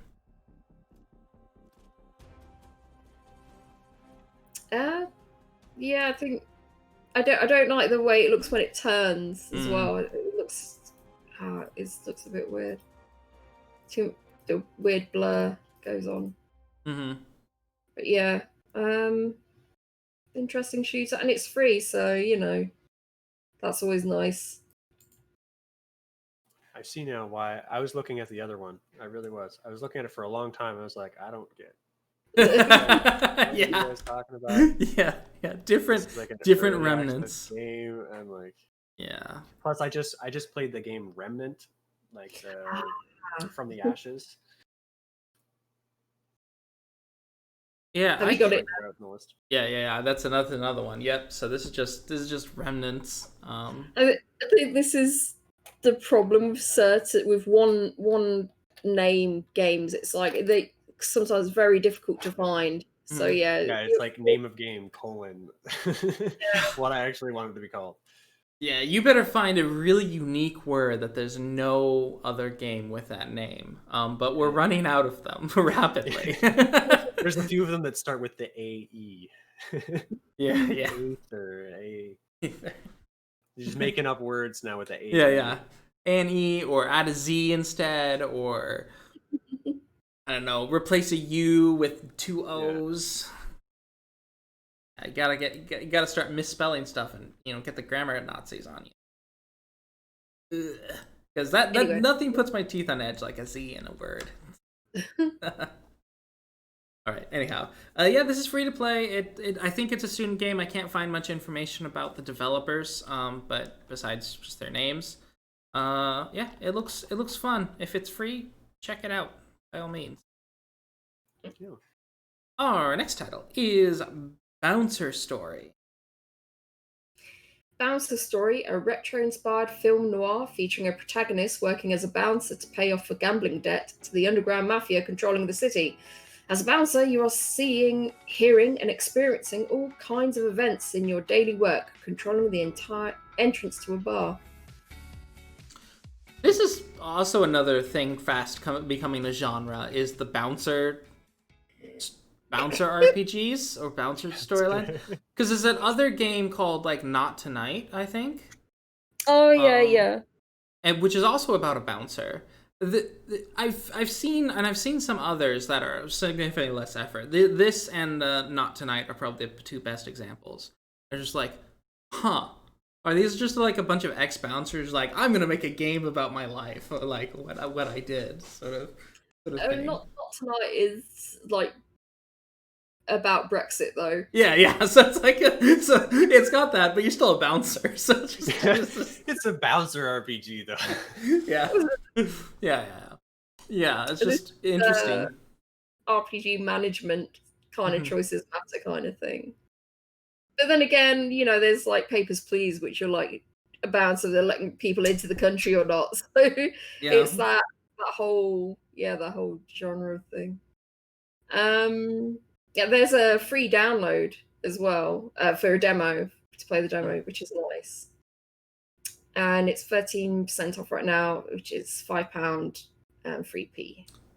$6.95 US at 13%. $7.82 Canadian. There's quite a lot in it. It says choose your own style of playing, reveal new bars to work in, improve your skills, explore different story paths, complete side quests, meet and get familiar with people in the city, find out various game endings for your bouncer story. So I quite like that. That's pretty cool. Yeah, multiple endings. It means it's got a good replay value then. Hold on a second. Tato is having a snore. He's a French bulldog, so he's got a squishy nose. That's why he snores so much. Yeah, he's pretty cute. So that is Bouncer Story by Hilmi Games. Our next title is one that's already on my wish list, so I approve of it. It's called Kellypot. A mysterious plague befell ancient Celotheus. What choices await the twins lost in the chaos? The roguelike action platformer Kellypot is here. The rich story experience, frame-by-frame animations, and hand-illustrated 2D visuals. Explore and uncover the truth behind this twisted world. God damn it, Doggo, he's having a snore now. No. I like the look of this one. It says it's similar to Hollow Knight as well, which I've played I got about 70 hours on record. Oh, nice. When it comes to the bullet hell portions, the actual bullets, they stand out a little bit too much. I wish they kind of looked like they fit in the world a bit more. But other than that, it looks great.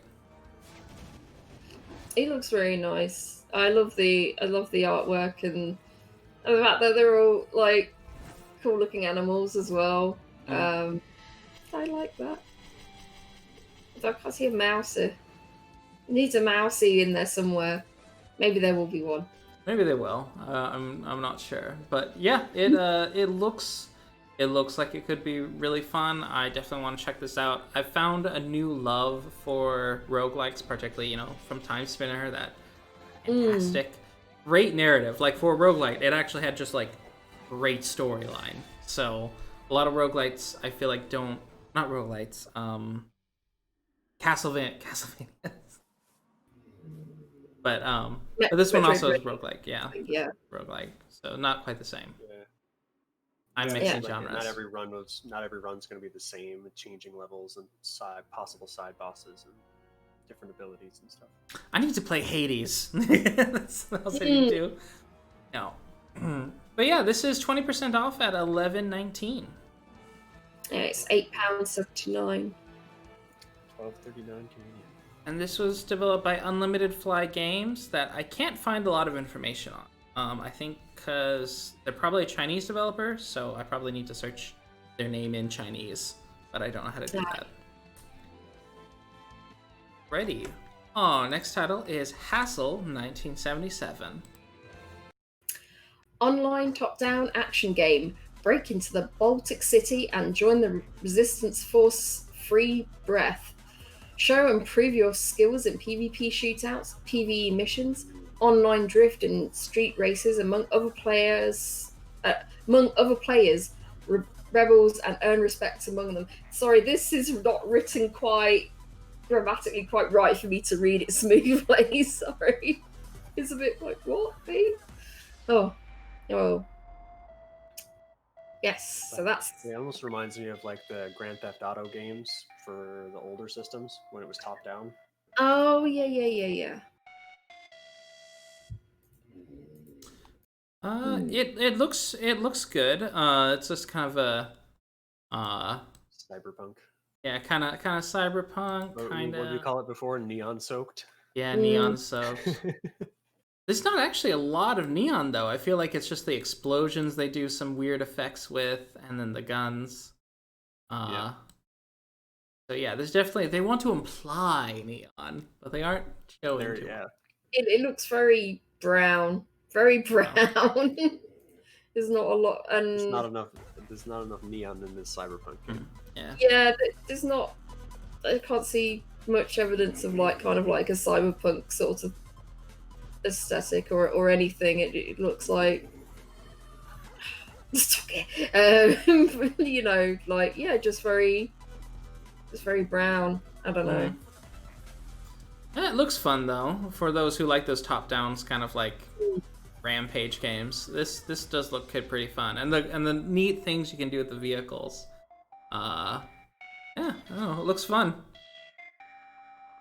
Not particularly my genre, but it does look like it could be fun. 15% off at $11.04. Are there any reviews? There are no reviews so far, so this one's kind of gotten missed. It's I hear it's £8.74. $12.31 Canadian. It's like, it just came out and it's on sale. Oh, they usually do that though, don't they? It's yeah. like special promotion. Pretty often they do release it with a 50% discount, so that's not too uncommon. I mean, it's uncommon for the big releases, but because they're like, no, we're not going to take it 15% off when no people are going to buy it. Seeing a lot of that. No. I think it's just a way that smaller devs can try to like go like, hey, check us out, please. Yeah, or at least get into the on sale section on the Steam page. Yeah, I suppose it would give them another place on the front page where they might show up. Right. Yeah. Our next title is Starseeker in The Secret of the Sorcerer's Standoff. In this short point-and-click adventure, you are Starseeker, a wizard, solving a wizard crime to not get put in a wizard jail by the Wiz. I mean, playing old cops. With an useless detective, countless red herrings, and unique dialogue for every evidence combination. Will this case ever be cracked? It looks like quite interesting. The artwork is a bit all over the place, though. Oh yeah, it looks like really zoomed in. Yeah, but when it starts off, you see this like quite nice pixel art, and then it goes, then you get the character, and then it looks like a complete mess, color mess, and everything. It's quite, cobbled together. It looks like. I wonder how short it is. There's a demo. You download a demo. It apparently, the entire mystery apparently takes place in a single room. So Not sure how I feel about that, because I Yeah. quite like to explore when I play point and click games. Quite like to explore and yeah. A short one-room point-and-click mystery with clues. It looks like it's under 2 hours. Yep. So it's a deduction. There is a free demo, which I don't. How much do you show at a free demo? It's like an hour. So short, yeah. It's $3.99 though. If you would like to give it a go. I like the feature section on the Steam page. It's pretty funny. Oh yeah. There's a goat in it, and it goes meh. Yep. It goes meh. And if you don't think that last one's a selling point, then I don't know what to tell you. That's pretty good. Yeah, so this is by Benedict Ide, which I think is a person's name and not a studio name. Benedict is just an uncommon name. It's not. It's like, fairly common enough in the UK. Oh, okay. Here that's like, if you hear Benedict, it's like that's a very old person name. They like if at all. I don't think I've ever met a person named Benedict. Ignatius. Oh yeah, that's another one. So yeah, Adventure. So Benedict Ide, he is part of Adventure. So he's listed on Adventure Gamers. Adventure Games by Benedict Ide. So he shows up here, but that's all I've been able to find. Okay. Yep. All right. Our next title is from Wednesday, November 4th. We're hitting the halfway point. Supersonic Tank Cats. Supersonic Tank Cats is a fast race and battle carts game featuring unconventional, half kitty and half combat vehicles, moving cartoony racetracks as you use hilarious weapons against your rivals to reach the goal before anyone else. First there's girls as tanks, and then there's girls as submarines and as ships, and now there's cats as tanks. Can I say something? It says release date 20th of September 2017, so I guess this was in early access? Yeah, probably. That's quite a long time in early access. Hey, Sincerely Day, welcome to the stream. Oh, yep, it was in it was beta build before this. Wow. That is a long time to be in early access. That said, I think it's got a neat style. It's very kind of very low texture, but it seems to be smooth at the very least. I don't know. I'm always looking for new kart racers and games to play with folks. Does this have online? No, it doesn't. It's only single player. Darn it. Okay. Oh. That's the main thing. I was looking like, oh, is this online? Nope. Well, I do like the designs. Molegato, the developer Molegato is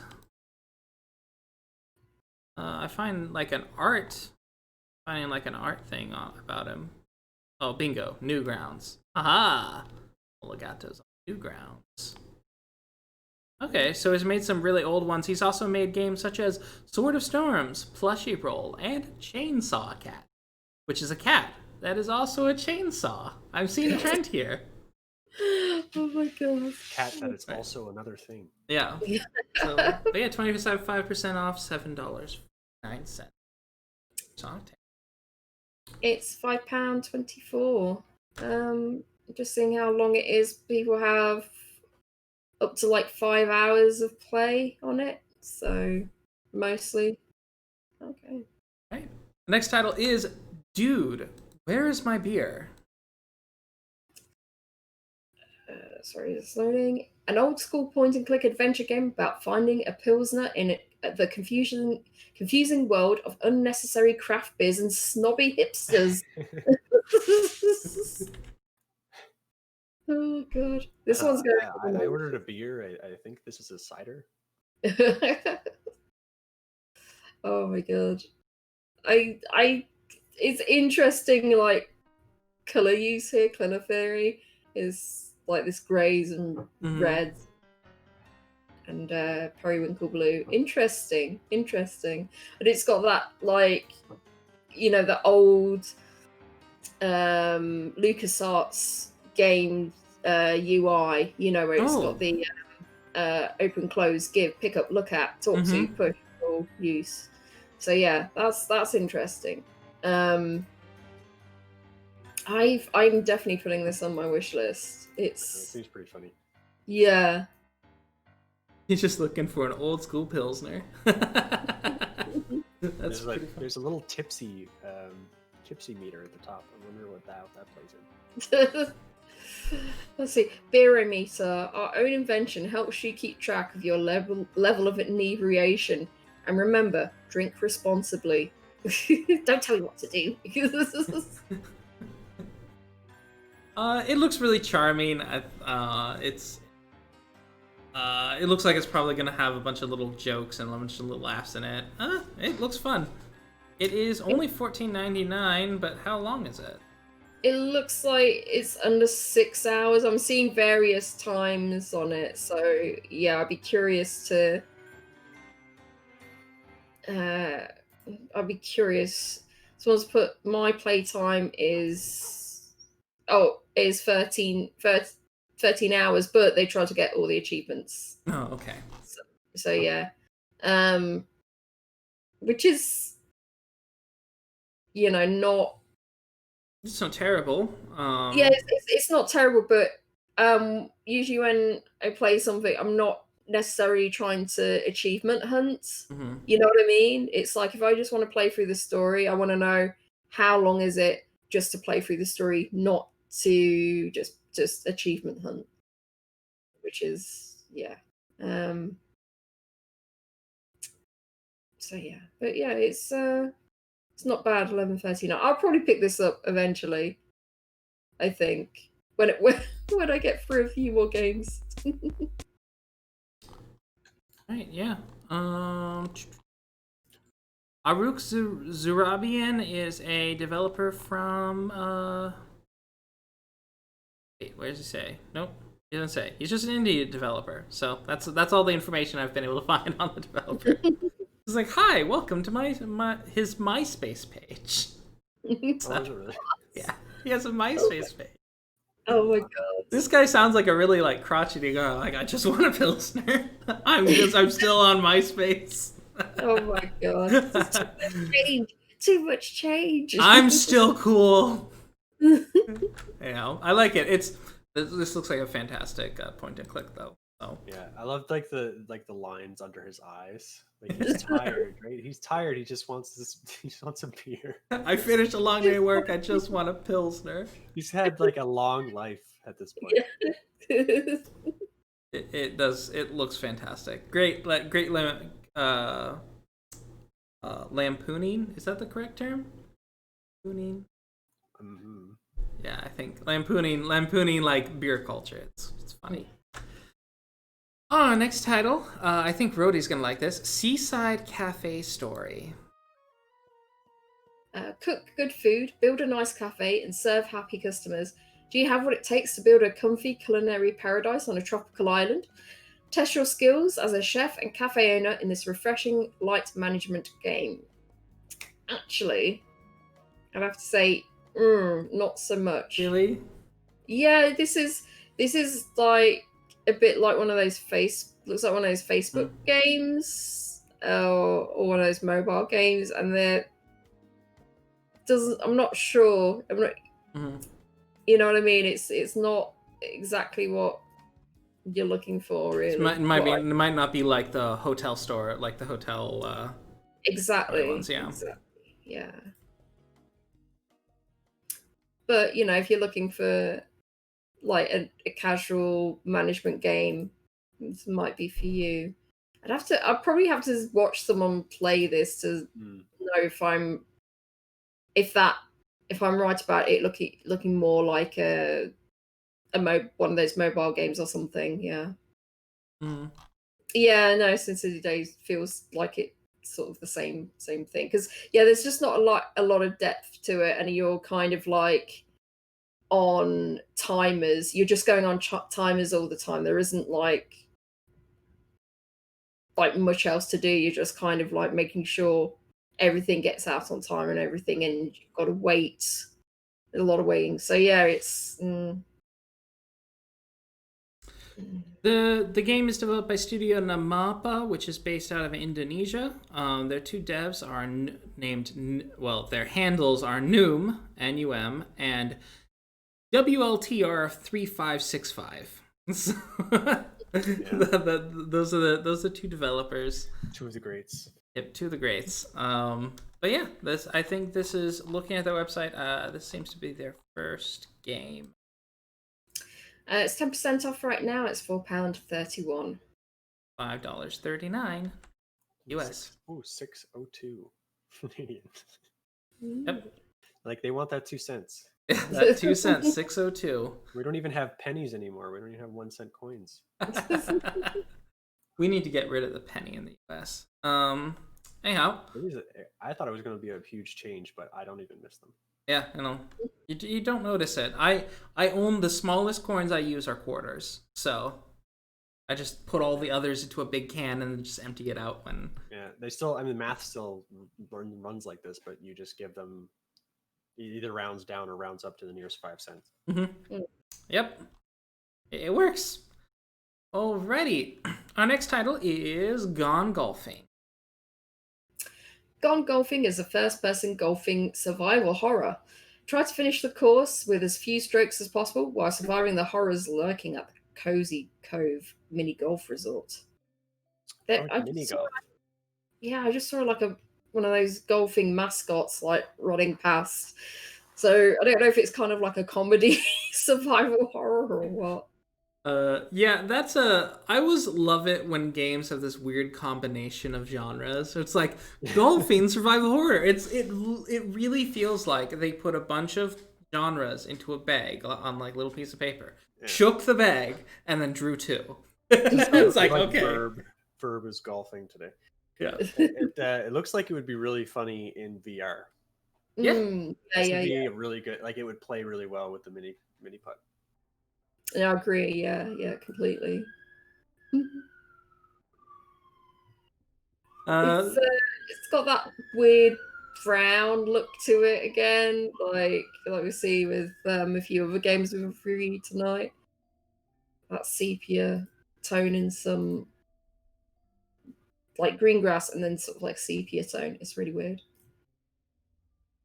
Yeah. So Ice Helm. Let me see. I found their website. And all they say is, here at Ice Helm, we love making video games. Our passion is to create small and unique experiences. And then they have a list of games, which is just coming soon, and Gone Golfing. So they have high hopes. They expect like more to come out. So they've got Just Arms and Vital on the store as well. Oh, really? I don't think they have that on their website. Because Just Arms is from April. And Vital's from December, so I'm wondering of last year. So I'm wondering if they just didn't update their website. Okay. Yeah, they didn't update their website. Alrighty, but yeah, that's Gone Golfing. That's 20% off right now at £3.19. Yep, $3.99 US. And I'm seeing just over 3 hours. Which it's the cost of a coffee, so that's not a bad price. Alrighty, we're down to Thursday, and our next title is Yestermorrow. Yestermorrow is a single-player time-traveling 2D platformer, mixing action sequences with puzzle elements. Follow the engaging story of Yui, who travels back into the past to save her family and the remnants of a world now trapped in never-ending night. So I was looking at this game, and the more I looked at it, it is just Time Spinner. I think it's Time Spinner with perhaps fewer. Yeah, it's not tagged with Metroidvania, so it's probably Time Spinner minus the Metroidvania, and of course a different setting and such. But it seems to be very similar premise. There's even like timekeepers and such. Like there's there's a lot of elements that I'm seeing similar, but it looks different enough that I kind of want to check it out. Yeah, I like the graphics are pretty cool, like the little art. Yeah, I like those. Yeah.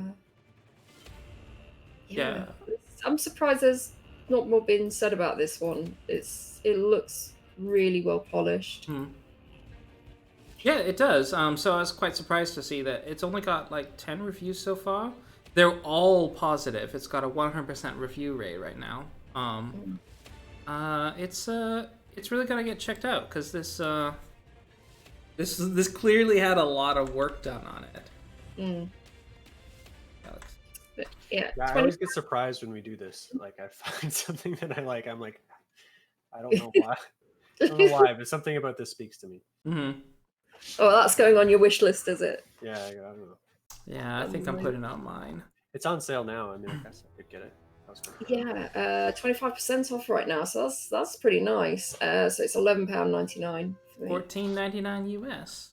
1709. So this dev Bitmap Galaxy, they've also made Pishtova Vaisya and Saving Jewel. So they have 3 games that they've made. As per their website. See. I'd like a little about section, but they're in Slovakia. The Slovaks. I do. Well, and recently, speaking of Slovakia, so they're on Steam. They've been doing these cool things where they have like on like a national holiday for a country. They actually have this big feature where it's like this big page, just like you know, one of the big event pages for like, games developed in this country, which is just of interest to me. I'm like, oh, that's really interesting, because what's really fascinating is when you go to that page and you can kind of see that there's just a sort of, there's a look that you start to recognize, like, oh, I bet I could now look at a game and go like, oh, there's a Slovak game. Like that happens. Like I'm not good at that yet, but with French games, I'm pretty good at being able to tell, like, this looks like a French game. It's just there's something about them that it definitely has that kind of look or theme. Yeah, just like a color palette or how the lines are soft or hard in certain places. Yeah, it's Russian games is another one that I'm pretty good at spotting when a game is developed in Russia. But besides like the Cyrillic on the wall and the crumbling commie block apartments, but you know, there's other things you can go like, oh, this is clearly a Russian developed game. So I just think it's neat. So yeah, tomorrow, I'm gonna check it out. Our next title is Chicken Police. A wild tale of love, death, chickens, and redemption.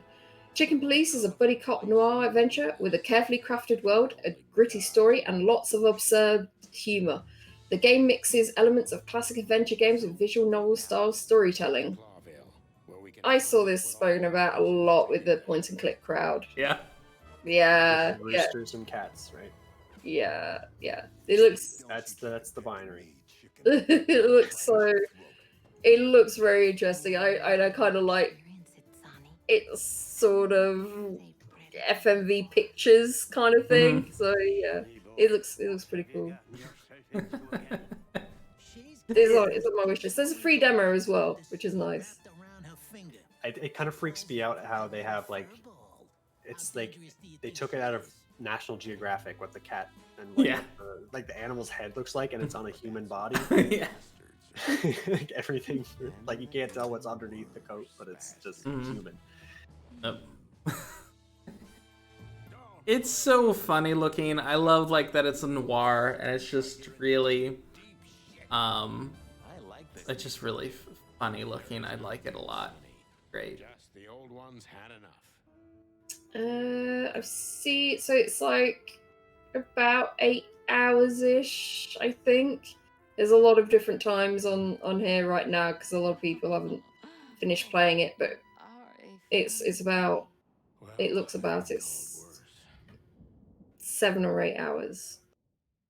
It's developed by the Wild Gentlemen. They are based out of Budapest, Hungary, and they were founded in 2018. So their studio founded just 2 years ago, and they already have a game out. So that's cool to see. Yeah, it's definitely on my wish list. So it's 20% off right now, and it's £14.39. They describe it as an Orwell-esque buddy cop noir adventure. Yeah. Orwell-esque. It kind of reminds me. I had to look it up. It's like a techno song, or maybe like a It's Caravan Palace Lone Digger. It's like they have this music video to go with it. It looks exactly like this. Oh, really? Just a bunch of chickens and cats and yeah. Oh man, this looks good. Oh, and there's that alligator. It looks so good. Oh, it looks so good. All right, this is a visual novel that I might be able to get into. But is it a visual novel? It's point and click. Okay, it definitely has that visual novel look. Mm. Yeah, point and click. My word. All right. And it is $15.99 US at 20. Our next title is The Last Show of Mr. Chardish.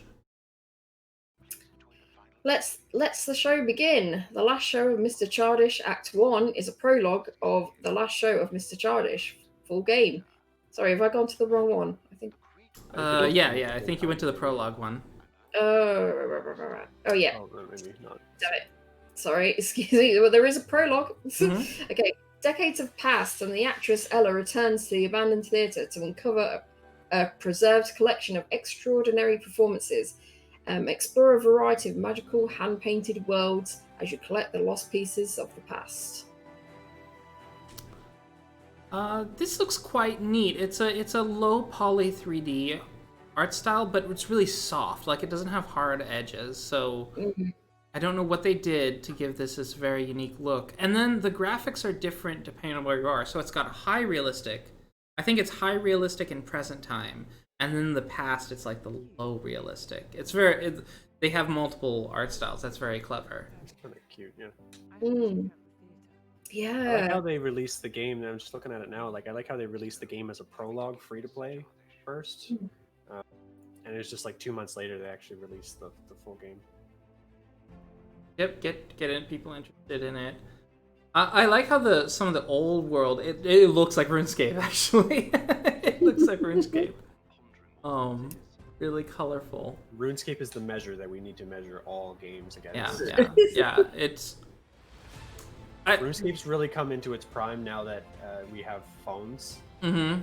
It's probably the best mobile game that I have. Mhm. Is old school RuneScape. Yep, and it's now on Steam too. So it's yeah, this looks great. This really looks great.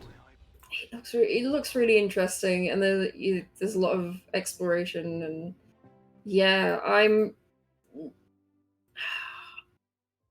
I do like the look of it. I'm wondering if like they've crammed too many different kind of styles into it to make it sort of feel it cohesive. You know what I mean? Mhm. Like they've got too many ideas and they've crammed it all into one game or something. If you get me. The developer is Punk Notion. They're based in Poland. I believe that's where Katowice is. And we've seen other games by them. Let's see. Trying to navigate their website. Well, let's just go to Punk Notion. Their other games are Weakless, which was that interesting like little plant one. The plant people, and they also it's just Weakless. Okay, that was the one we talked about. So Punk Notion has. Okay. It's 15% off right now at £9.68. And I'm seeing like there's not that many reviews so far, and the first one's like 9 hours, just over 9 hours.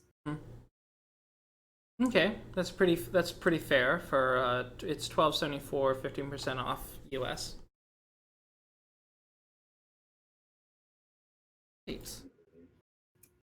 So you know how you were talking about earlier? It's like, oh, I'm not usually into this type of game. Well, that's going to be a big story with this next one, Mobius Front 83.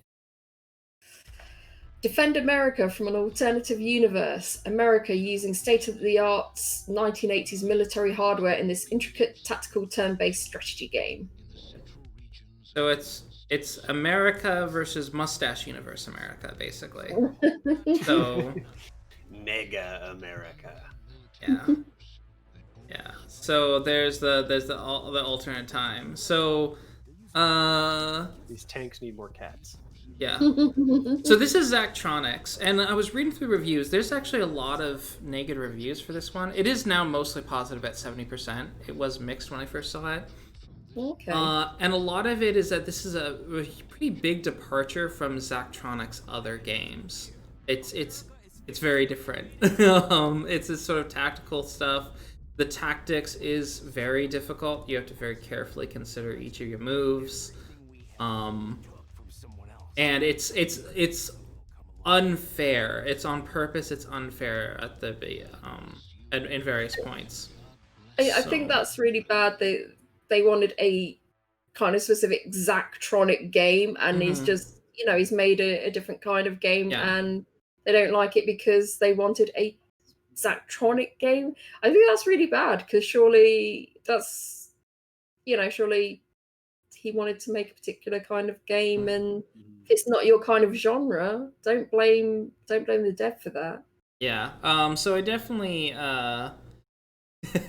Godless Weave's excited for another Zachtronic game. But yeah, so this is a departure from his other games. I think it's pretty good because the folks that are really into hardcore tactic games really like this. So at least reading the reviews by them, it seemed that folks who were not into tactics games did not. Which, I mean, that's fair to not like a genre that you're not into, but to kind of buy something blindly without considering, just because it's by a studio you recognize. Could I just say something? He did Eliza. Yeah, he did Eliza. Yeah, which is a visual novel. And is another departure from his normal types of games, yeah. So that's... So I don't know why people... Because because I'm seeing like Ironclad Tactics from 2013. So he did like a fast-paced car-based tactics games, and then there's a visual novel, and then now he's doing another like strategy game, and it's like, what's the problem? What even is a Zachtronic game at this point? Yeah. Well, a lot of them involve like some sort of like programming or like some sort of it's a puzzle type game. So that is a lot of them, but he does have a quite wide variety. Like he is not locked in a single genre. And so I thought it was really interesting that a lot of the criticism for this one wasn't even about it being bad. It was just it wasn't what they were expecting. And I'm like, just because it's a guy that you really trust, like maybe look into what type of game it is. So I already had Infinifactory on my wish list. Yeah, this game looks pretty fun. I'm not super into tactics, so I don't know if I'll pick it up, but I like the design. I love the aesthetic. I think it's worth checking out. Yeah, it's £15.49. I don't know how long it is because it's so varied with how much people didn't like it as soon as they realized what it was. Yeah, that's another thing. Like their times were super short, and they didn't mention any bugs or anything. It was just like, did not want to play this. This is not what I wanted. So, but yeah, Godless Weeb, I'm sure will let me know when he plays this because I think he's played all the Zachtronic. So, very soon to come back. Do let us know, Godless Weeb. Yes. So he's a big fan of them. All right, so our next title this was 1999, which is pretty normal for Zachtronics. Right. So our next title is What Comes After. What Comes After is a side-scrolling adventure and a short, heartwarming story about learning how to love yourself. Help Vivi in her journey on the train to the afterlife and back. This is from the creators of Coffee Talk. Yeah. Yes, it is. Wow. It's nice to see we're getting our first games with people wearing masks. Yeah. So Oh, I it's just beginning. noticed that. Oh my Already word. starting. There's gonna be a certain like set of period. You know, there's gonna be costume dramas of this era, and they're gonna be like, oh, it's the like 2020. Everyone's wearing a mask. It's like so everyone can immediately tell what year that setting is. Oh my word. And like it's really funny to see North America like have this now because like the SARS epidemic is past, and you know in Asian countries they would wear masks and it was no big deal. They had decorative masks and all kinds of neat cool patterns and stuff. And now it's like North American stuff, and they're all wearing masks. All the I time. hope it continues to be socially acceptable. Like, I don't want it to be remain required, but I do want it to be socially acceptable for people to do that. You know, if you just don't want, if it's flu season, you just don't want to catch anything. Yeah, like if you are sick, now it's going to be entirely socially acceptable for you to wear a mask. Yeah, Yeah. and you'll be fine going into a bank or into like no one's going to be because going before, like, if oh you crap. walked into a bank wearing a mask before. Yeah, or a gas station even, they would be like, Yeah. So, I am kind of glad, and I don't think you were really any less safe, because there's other additional signs of besides a mask, whether someone's gonna, like, rob you. So, but yeah, Famitsu, yeah, they made Coffee Talk, Chained on the Bridge, a bunch of... Oh, yeah, they're in Indonesia, so I'm reading their website, and there's a bunch of posts that are just Indonesian, and I'm like, I don't know this. But yeah, that's cool. I think it looks cool. It looks good. And Coffee Talk was great. And so it's interesting they've gone quite quickly from that to this. This looks like it's just over an hour long. And it's 20% off right now, and it's £3.19. Yep, well, this is probably one of those, like, heartwarming experience type of thing, so... Oh, it says that in the features, yeah. Yeah. A short, heartwarming story that will stay in your heart and memory. 20% off, it's $3.99 US. $4.55 Canadian.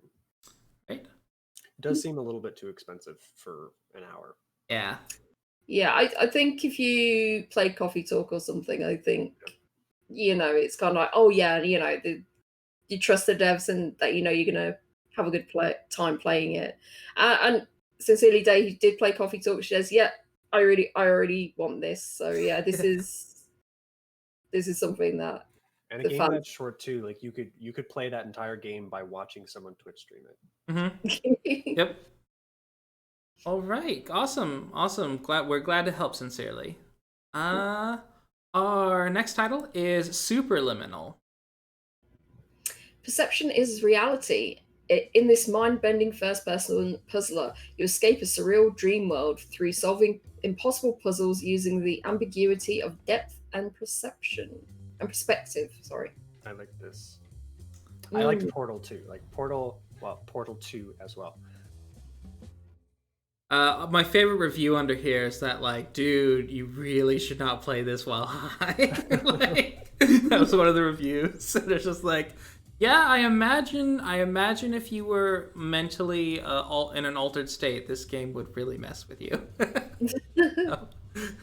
But yeah, also I love the title. Did you ever see that, so Superliminal? I wonder if it's a reference to that Simpsons episode. There's a Simpsons episode where it was just like, you know, there was an army recruiter, and it's like, so we use subliminal messaging to get people to join the army as well. Liminal, subliminal, and superliminal. And they're like, what's superliminal? He was just like, opens the window, hey, join the army! Just like really loud. And it's just like, so, join the army! Superliminal. I think it's a Simpsons. And that was really funny. So yeah, I saw this title and I was like, oh, that's pretty clever. I like this. Yeah, on the wish list. Yep. This looks good. I would like to watch someone play this. Oh, there's a new item in the Somnosculpt workshop, and it's one of the heart cubes. Oh yeah. Oh yeah. So yeah, they looking at their website. Cube, sorry. It's 20% off right now. It's £12.39. I'm just checking. the times played, and it's looking like 2.5 hours, 4 hours. So yeah,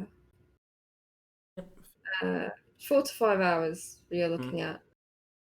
Okay, so pretty short. I'll probably wait for it to be on like a Steep sale or something. But that I'm definitely interested in it.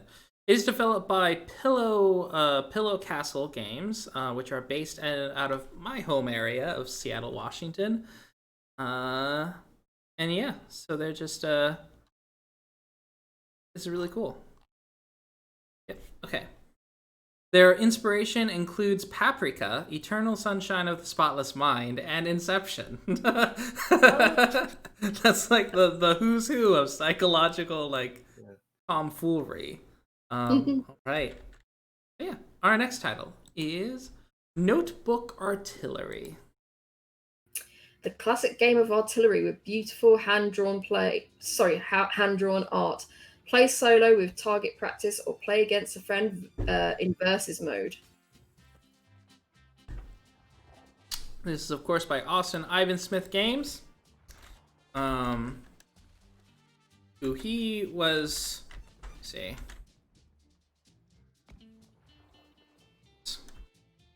I had a blurb about this guy.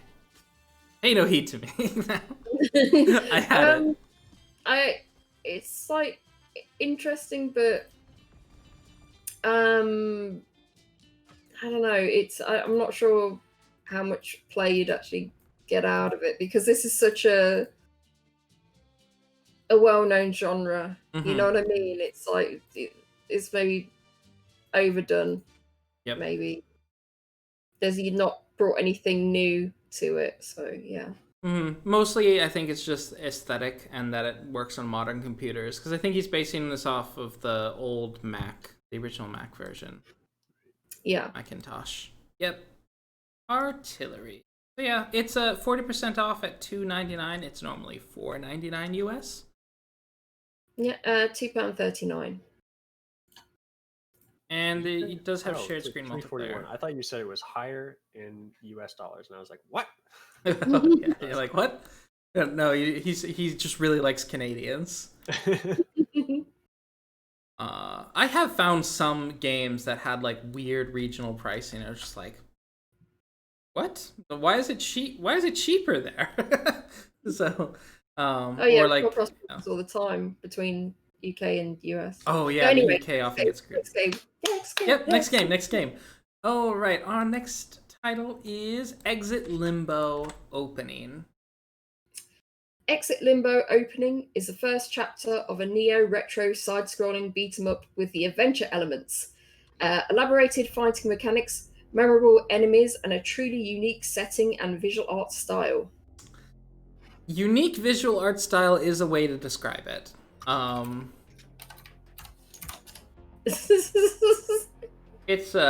It's really unsettling, actually. It looks. There's a lot of neon in this. This is neon soaked. Neon soaked. Yeah, this is neon soaked. Most definitely. I don't know why I hate that term, but. Yep. It's 3D kind of, but they also have this sort of like paper puppets animation style. Yeah. That bothers me, but it's so clearly intentional. Yeah, same. So. Yeah. Not a huge fan of the animation style, but no. It looks. Yeah, I'm not a fan of the way it looks, but I'm sure people will enjoy this beat 'em up style. Mm-hmm. Yeah, it looks like it could be a fun beat 'em up. It's just aesthetically, but yeah, it is 20% off at $5.59 US. Is that just the demo? No, there is a free opening demo, but there is like a full game. It's £4.15. Yeah, it's called. I guess it's just called Prologue. Oh no, there's a different one. Oh, buy Exit Limbo Prologue. Oh Oh yeah, sorry, I didn't see that. I saw like Exit Limbo opening demo. And Oh, then... is opening just the demo? Okay, so the full game isn't even out. This one tricked Sorry. me.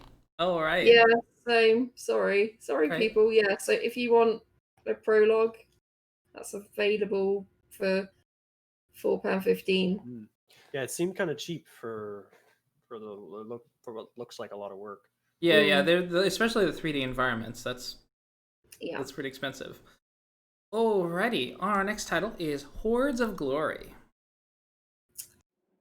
Hordes of Glory is a dice placement game for 1 to 4 players. Players take on the role of a Viking captain forced to follow through on his grand boasts. Developed as an answer for how to playtest a tabletop during a pandemic, Hordes of Glory grew into a video game in its own right. Another pandemic originating game, so that's kind of interesting. But yeah, I wonder if they're just playtesting. Are they going to actually release this as a tabletop? I think it's developed into a tabletop. Oh, you mean like a physical? Yeah, like a physical like board game. Yeah. I do wonder. Oh yeah, they are. They're going to do an upcoming Kickstarter board game. So yeah. Yeah, I like board games too, and like this is not my preferred way to play a board game. Yeah. Yeah, I've gotten to play a lot of Tabletop Simulator with the whole lockdown and such, but I'm hoping to get my friends all together more often to play games. Notably Skat, which is a German card game. That's stupidly convoluted in rules because it's a German game, I guess. But it's very fun. So this game, Hordes of Glory, is developed by Kerberos Productions. We've known them from a few past releases. A lot of past releases, actually. Yeah. I mean, a lot of these are DLC and demos, but they have made quite a few games. I think we talked about Fort Zombie and The Pit Infinity. Those sound familiar. But they are a studio located in Vancouver, Canada. And they're composed of people with a lot of professional, like AAA studio experience. Yeah, and they are hiring. They are hiring right now. If you want to work for Kerberos. I do like the look of it though. I do like the look of this board game. It does look very nice. There's 3D artwork and everything. It looks pretty good. Yeah, I hope. I would imagine they have all the rules. They teach you all the rules, because I was looking at this like, this looks so beautiful. How do I play it? That's my thing. It's like, well, okay, how does this play though? I'm not sure. It's 30% off right now, so it's only £2.79. Yep, and $3.49, and it does have online multiplayer set up. So this is a game that you could get for a group of people to learn how to play together. So They did it right. They kept it cheap, and they have it online. So And it was just part of a playtesting process to releasing the full game anyway. So it's good. Nice. Our next title is Alchemage. You accidentally stepped into a mysterious land and started an epic adventure, only to return home. You build shelters, explore biomes, fight with monsters, and discover ancient ruins to uncover the myth of the world. This is a weird Terraria, is what I call it. Pretty much, yeah. This is another one that was in early access for ages, and it's recently people have been saying that they hadn't been keeping up with like improving on the game and expanding on the game and everything, but they've now recently done like an update. So yeah. Well, it's good to hear. It's I'm not entirely, besides like the different aesthetic, I'm not entirely certain on what this offers that Terraria doesn't. But that said, there are quite a few successful Terraria like games. So I don't know. And this might be for you, although considering people said there's just still got to be a few like things added to the game, maybe some, wait a bit longer till they bring out more content for it, I would say. It's 15% off at £5.94 right now. But yeah, it's like Terraria but prettier. I'm just not sold on the aesthetic, but it does have really nice effects and really good lighting effects. So yeah, I like the lighting. Mm. All right, so that is Alchmage by Arupaka Laboratories. Our next title is Cosmocrats. Oops. Let's see. Cosmocrats is the people's zero-gravity dark comedy adventure game. Pilot your drone, make new friends, including Bill Nye, construct space stations, drink vodka, build a mighty space fleet, earn potatoes, shape your own narrative. Humanity's fate depends on you, comrade. It looks very funny. You're peeling potatoes. Like... It is in space. Space communism. All right. This looks very funny. Comrades, you've grown bored on Earth, and rightly so. Take your life into your own hands by joining the Space Force. As an elite drone pilot of the Space Force, you learn to use your drone to assemble spaceships in orbit. You'll meet interesting people and have famous Hollywood actor Bill Nye see the wonders of the solar system and possibly even survive. There is no failed state in Cosmocrats, but your mistakes will shape the story. Interesting. Cosmocrats are a small independent studio located in... That's a lot of consonants. Some town in Poland. Olsztyn? I get is my best guess. Yeah, they make games. Cosmocrats are their latest one. It looks good. I like the look of it, and I like the humor. Yeah. They also have Astronauts and Necronator. Nice. Did wrong. Oh, we'll talk about Astronauts probably in the future one. Oh, cool. Catch up. So, yep, Cosmocrats. 10% off right now, and that's at £10.79. $13.49 US. Some extra 30%. Yep. Okay, I've left the page. Okay. 1574. 1574. All right, now we're on to Friday. We're there. Friday, November 6th.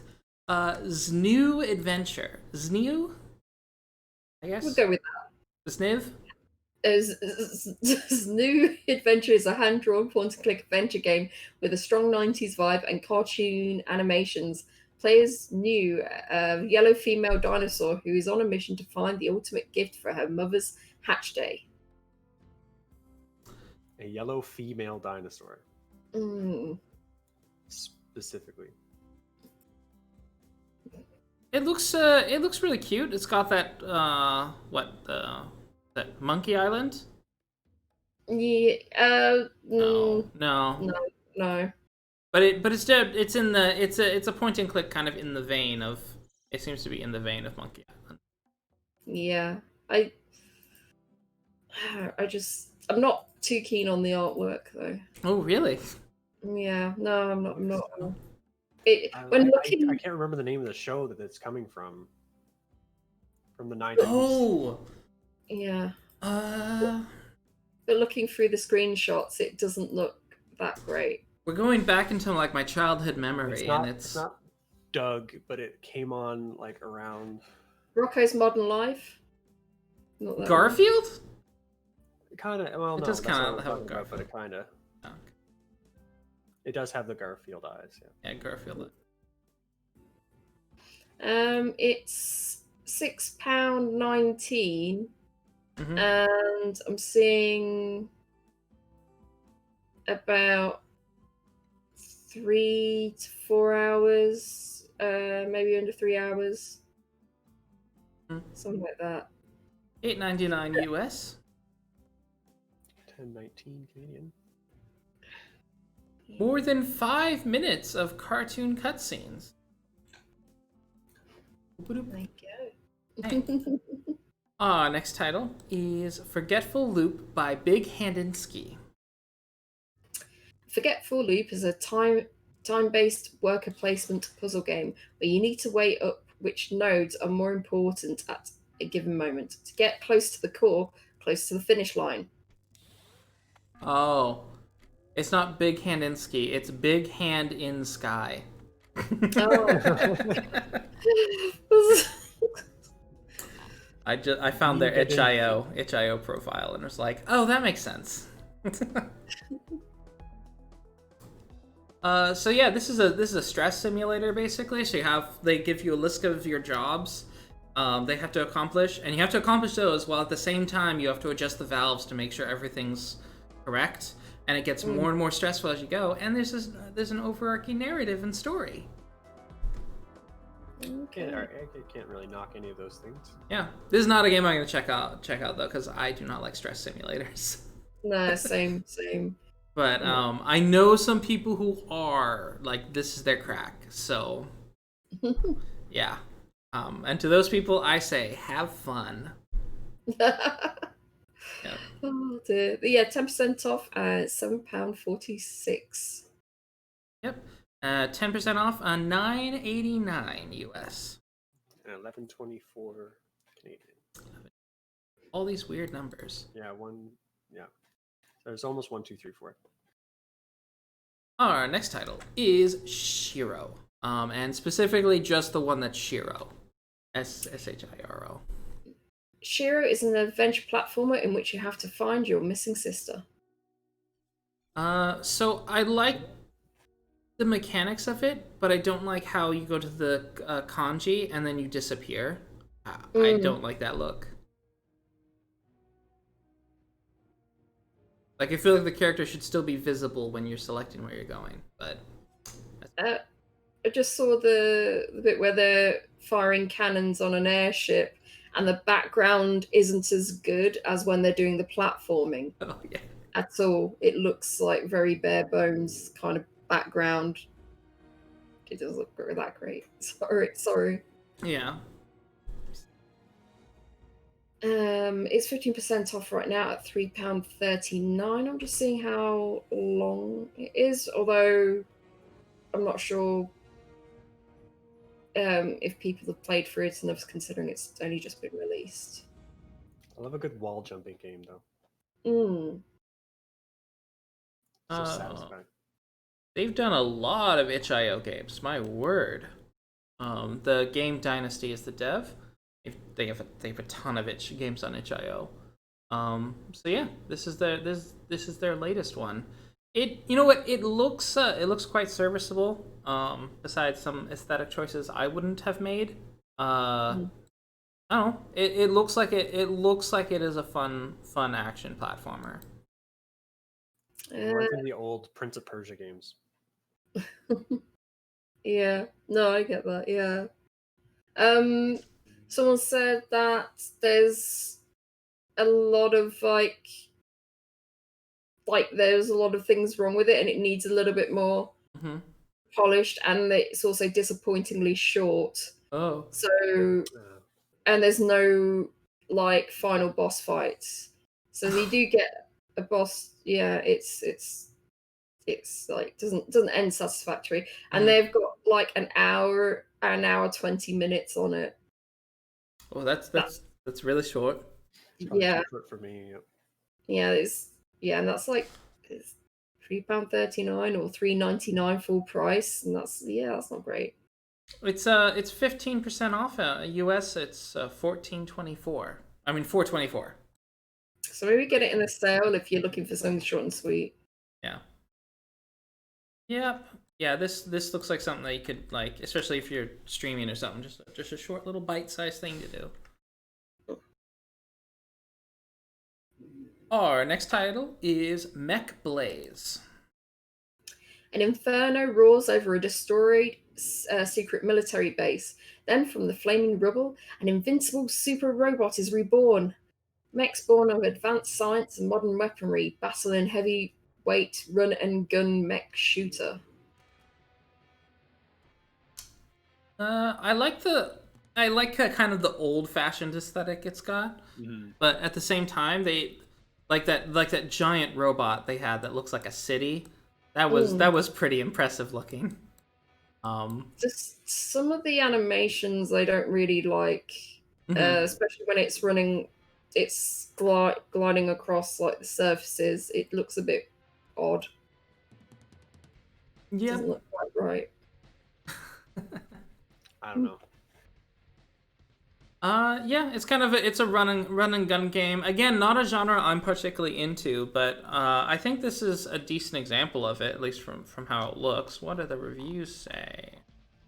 Oh, it reminds me of one of those Flash games. Yeah. Another Astro. So this is the developers Astroport, and they're a pretty prolific developer. But the negative reviews in Korean, and I do not read Korean. There's 20% off right now at £5.75. $7.99 US. $9.19 Canadian. It's encroaching on $10 for this. I'm not really feeling it. Yep. Our next title is Banana Hell. Sorry, bring that up. Jump your way to get the blue diamonds as you try to survive a very annoying banana monologue. A really hard game. What is this? This is just like getting over it with Bennett, whatever his name was. Yeah. Oh yeah, Banana Johnson. Getting over it with Bennett Foddy. Oh yeah. With the pick going up the mountain. Yeah. Yeah. I'm not sure. It's good because the thing is, it's got like quite nice animation for like the title, but when you actually look at the gameplay, it just doesn't look that great. It's like the monologue is what I think is pretty cool. That was the best part of the getting over it when I was playing that. Listening to the monologue. Oh my word! I wish they had voice acted it. But it's only $2, so. Yep, it's only $2. Yeah. Yeah, 35% off at £1.35. Getting over it with Banana Johnson. Yes, pretty much. Yep, Banana Hell. And I guess this one is sort of about frustration because it's like it knocks you down, then you have to start all over again, possibly. So it's like platforming in I don't know if you ever played Maple Story. Like yeah. MMO. Yeah. Trying to platform in that game was probably equally as difficult. That is by Petri Heart. Oh wait, so our next title is The Choice of Life Middle Ages. A card game in the medieval setting where you make decisions on which not only your life will depend, but also the future of the kingdom. Huh. So yeah, this is one of those I guess visual choose your own adventure. Yeah. Like this one or that one, but it's like binary choices. It seems it's like you're gonna go with I like that. Yeah, I like how simple it is. It's just 2 cards, pick one. Yeah. Yep, and of course it probably can branch off pretty drastically from there, which gives you some replay value. Yeah, I quite like that. I would be interested in playing this on a stream and have people like make the choices for me. That's always fun to do. Every single choice is a poll. Oh yeah. Every single choice, yeah. And then it's just like, should I? Oh, let me see. Punch the guy or give him money? And it's like, oh no, punch him all the time. Like you know the stream's gonna pick. I always, whenever there's like a choice on things, I always kind of like ask for it, and it's always like whoever says the first one sort of things. Like, should I do this or this? Yeah, this would be fun. Yeah, I quite like the look of this. It's 10% off right now. It's £3.35. $4.59. Some Right. 512 Canadian. And $4.49 US. I wonder how long it is because I'm only seeing one review that's over 3 hours long. Everything else is like an hour or under that. Yeah. So it's probably a pretty short experience overall, unless you, of course, like drag it out with doing the whole poll stuff. All right. Play the whole game, but flip a coin for everything. Yeah. All right. Our next title is Time Quest. Time Quest is a classic graphical text-based adventure game of breathtaking scope and astonishing depth. Travel to 80 locations to see the effects of your actions unfold over 3 millennia. I have played this game. Oh, yeah? Yeah, it says the release date was January 1st, 1993. It was like, this was, like, me and my brother tried to play this, and it was absolutely, it is rock solid. We lost interest in it because it was just like, because when you start off, you can go, basically, so, read the blurb here. The unthinkable has happened. A renegade from the temporal corpse has travelled back in time and altered critical events in history. Only you can prevent this madman from shattering the time stream and destroying current civilization. So it's like, you can pick, when you first start off, I think you can pick like 3 or 4 different times you can go back to try and stop him. And it's just, it was, I mean, we were young, so, but we very quickly like got annoyed with how difficult it was, and of course there wasn't the internet available for us to look like solutions or anything. So yeah, it was pretty difficult. It was a pretty difficult game. So I was thinking maybe I'll pick this up and give it another go, see if I can get it done in an adult. Yeah. Well, that's 33% off right now, and so it's $4.68. There are a lot of commands though. It's like a lot of commands you pick up though, so it's a bit. It's not as streamlined as point and clicks are now. Yeah. It's very much an old school game. Yeah, it's £3.47. So. Alrighty. Our final title for the week is from Saturday, November 9th, is Cold Side. Cold Side is a psychological horror first-person game. It takes place in an abandoned underground laboratory that studied anomalous phenomena. I will say, the character models aren't great, but the lighting is well done.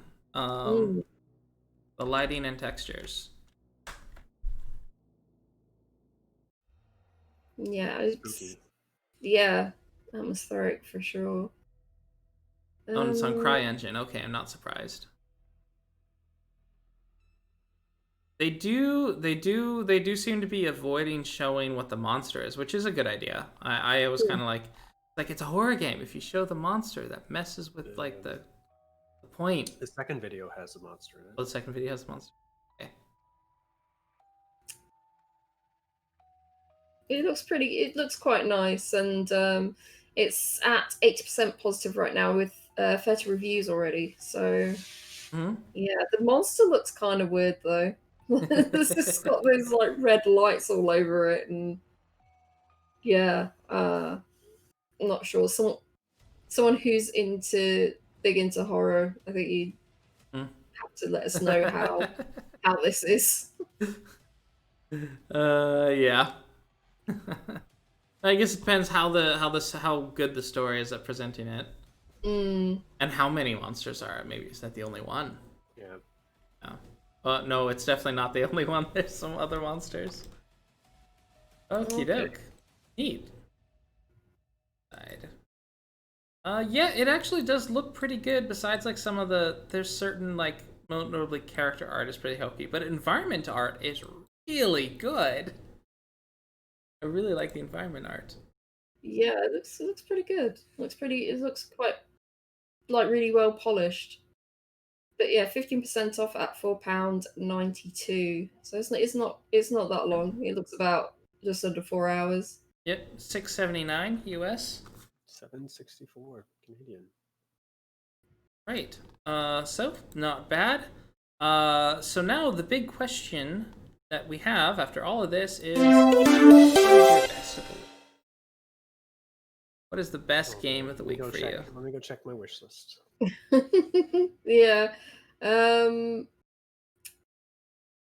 Let's see. There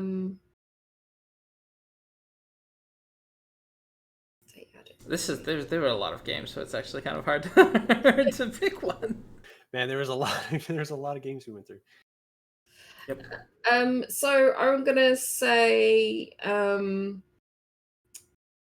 is it the flowers? The flower collector. Oh yeah, the flower collector. That's one I would pick up in our catch-up panel for sure. Mm-hmm. And then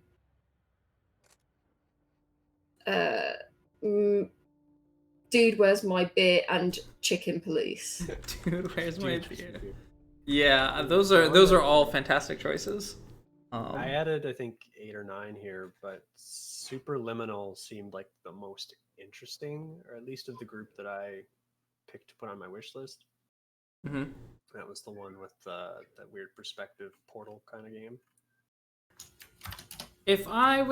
All of those are probably up there for me as well. I think, and yes, Godless Weeb, Zachtronics Hex Strategy, baby. Bet. But with me, I think it's probably LA Pot is probably up there for me. The roguelike. Yeah, I definitely want to play this. I'm not sure about the bullet hell aspect of it, but yeah, the bullet hell doesn't look that great, but there seems to be a way you can mitigate the bullet hell. So depending on what skills you get, so that is interesting to me. So, yep, definitely want to check that out. So yeah, that's my pick for the week. So this is where we get to the point of the show where we start to sign off and let everyone know what you're doing. So Rhodey, what have you been doing with your life? What is your plans going forward? Well, I've recently gone back to streaming, so hopefully, I might do a couple of streams this week, or at least one. Mm-hmm. So yeah, you can find me on Twitch stream /RhodeyPie. Awesome. Maybe not Tuesday or Wednesday. I'll see. I'm not sure which day, but but definitely let people know on my Discord. Yeah, with my new life, with my new living situation, I am also trying to figure out what days work best. But first,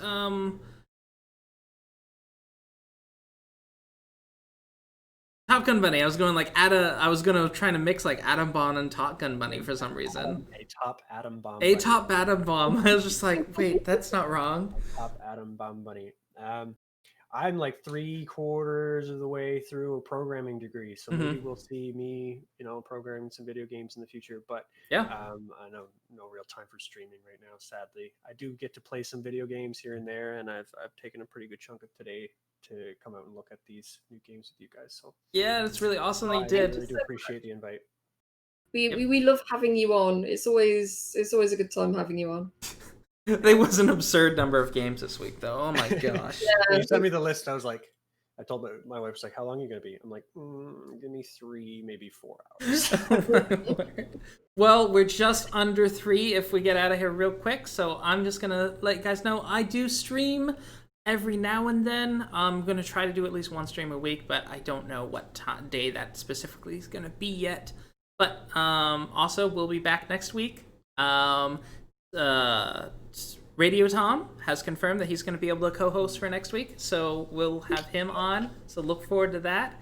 And everyone, thank you for showing up. Thank you, Godless Weeb, Sincerely Day, Shinchi Max, all of y'all in chat, all of the lookers. We like you too. Welcome, Radio Tom. Yes. So glad to have y'all. And with that, remember to farewell YouTube. Thank you. Thank you, YouTube. Thank you, please like and subscribe. What's up, YouTubers? What's up, YouTube?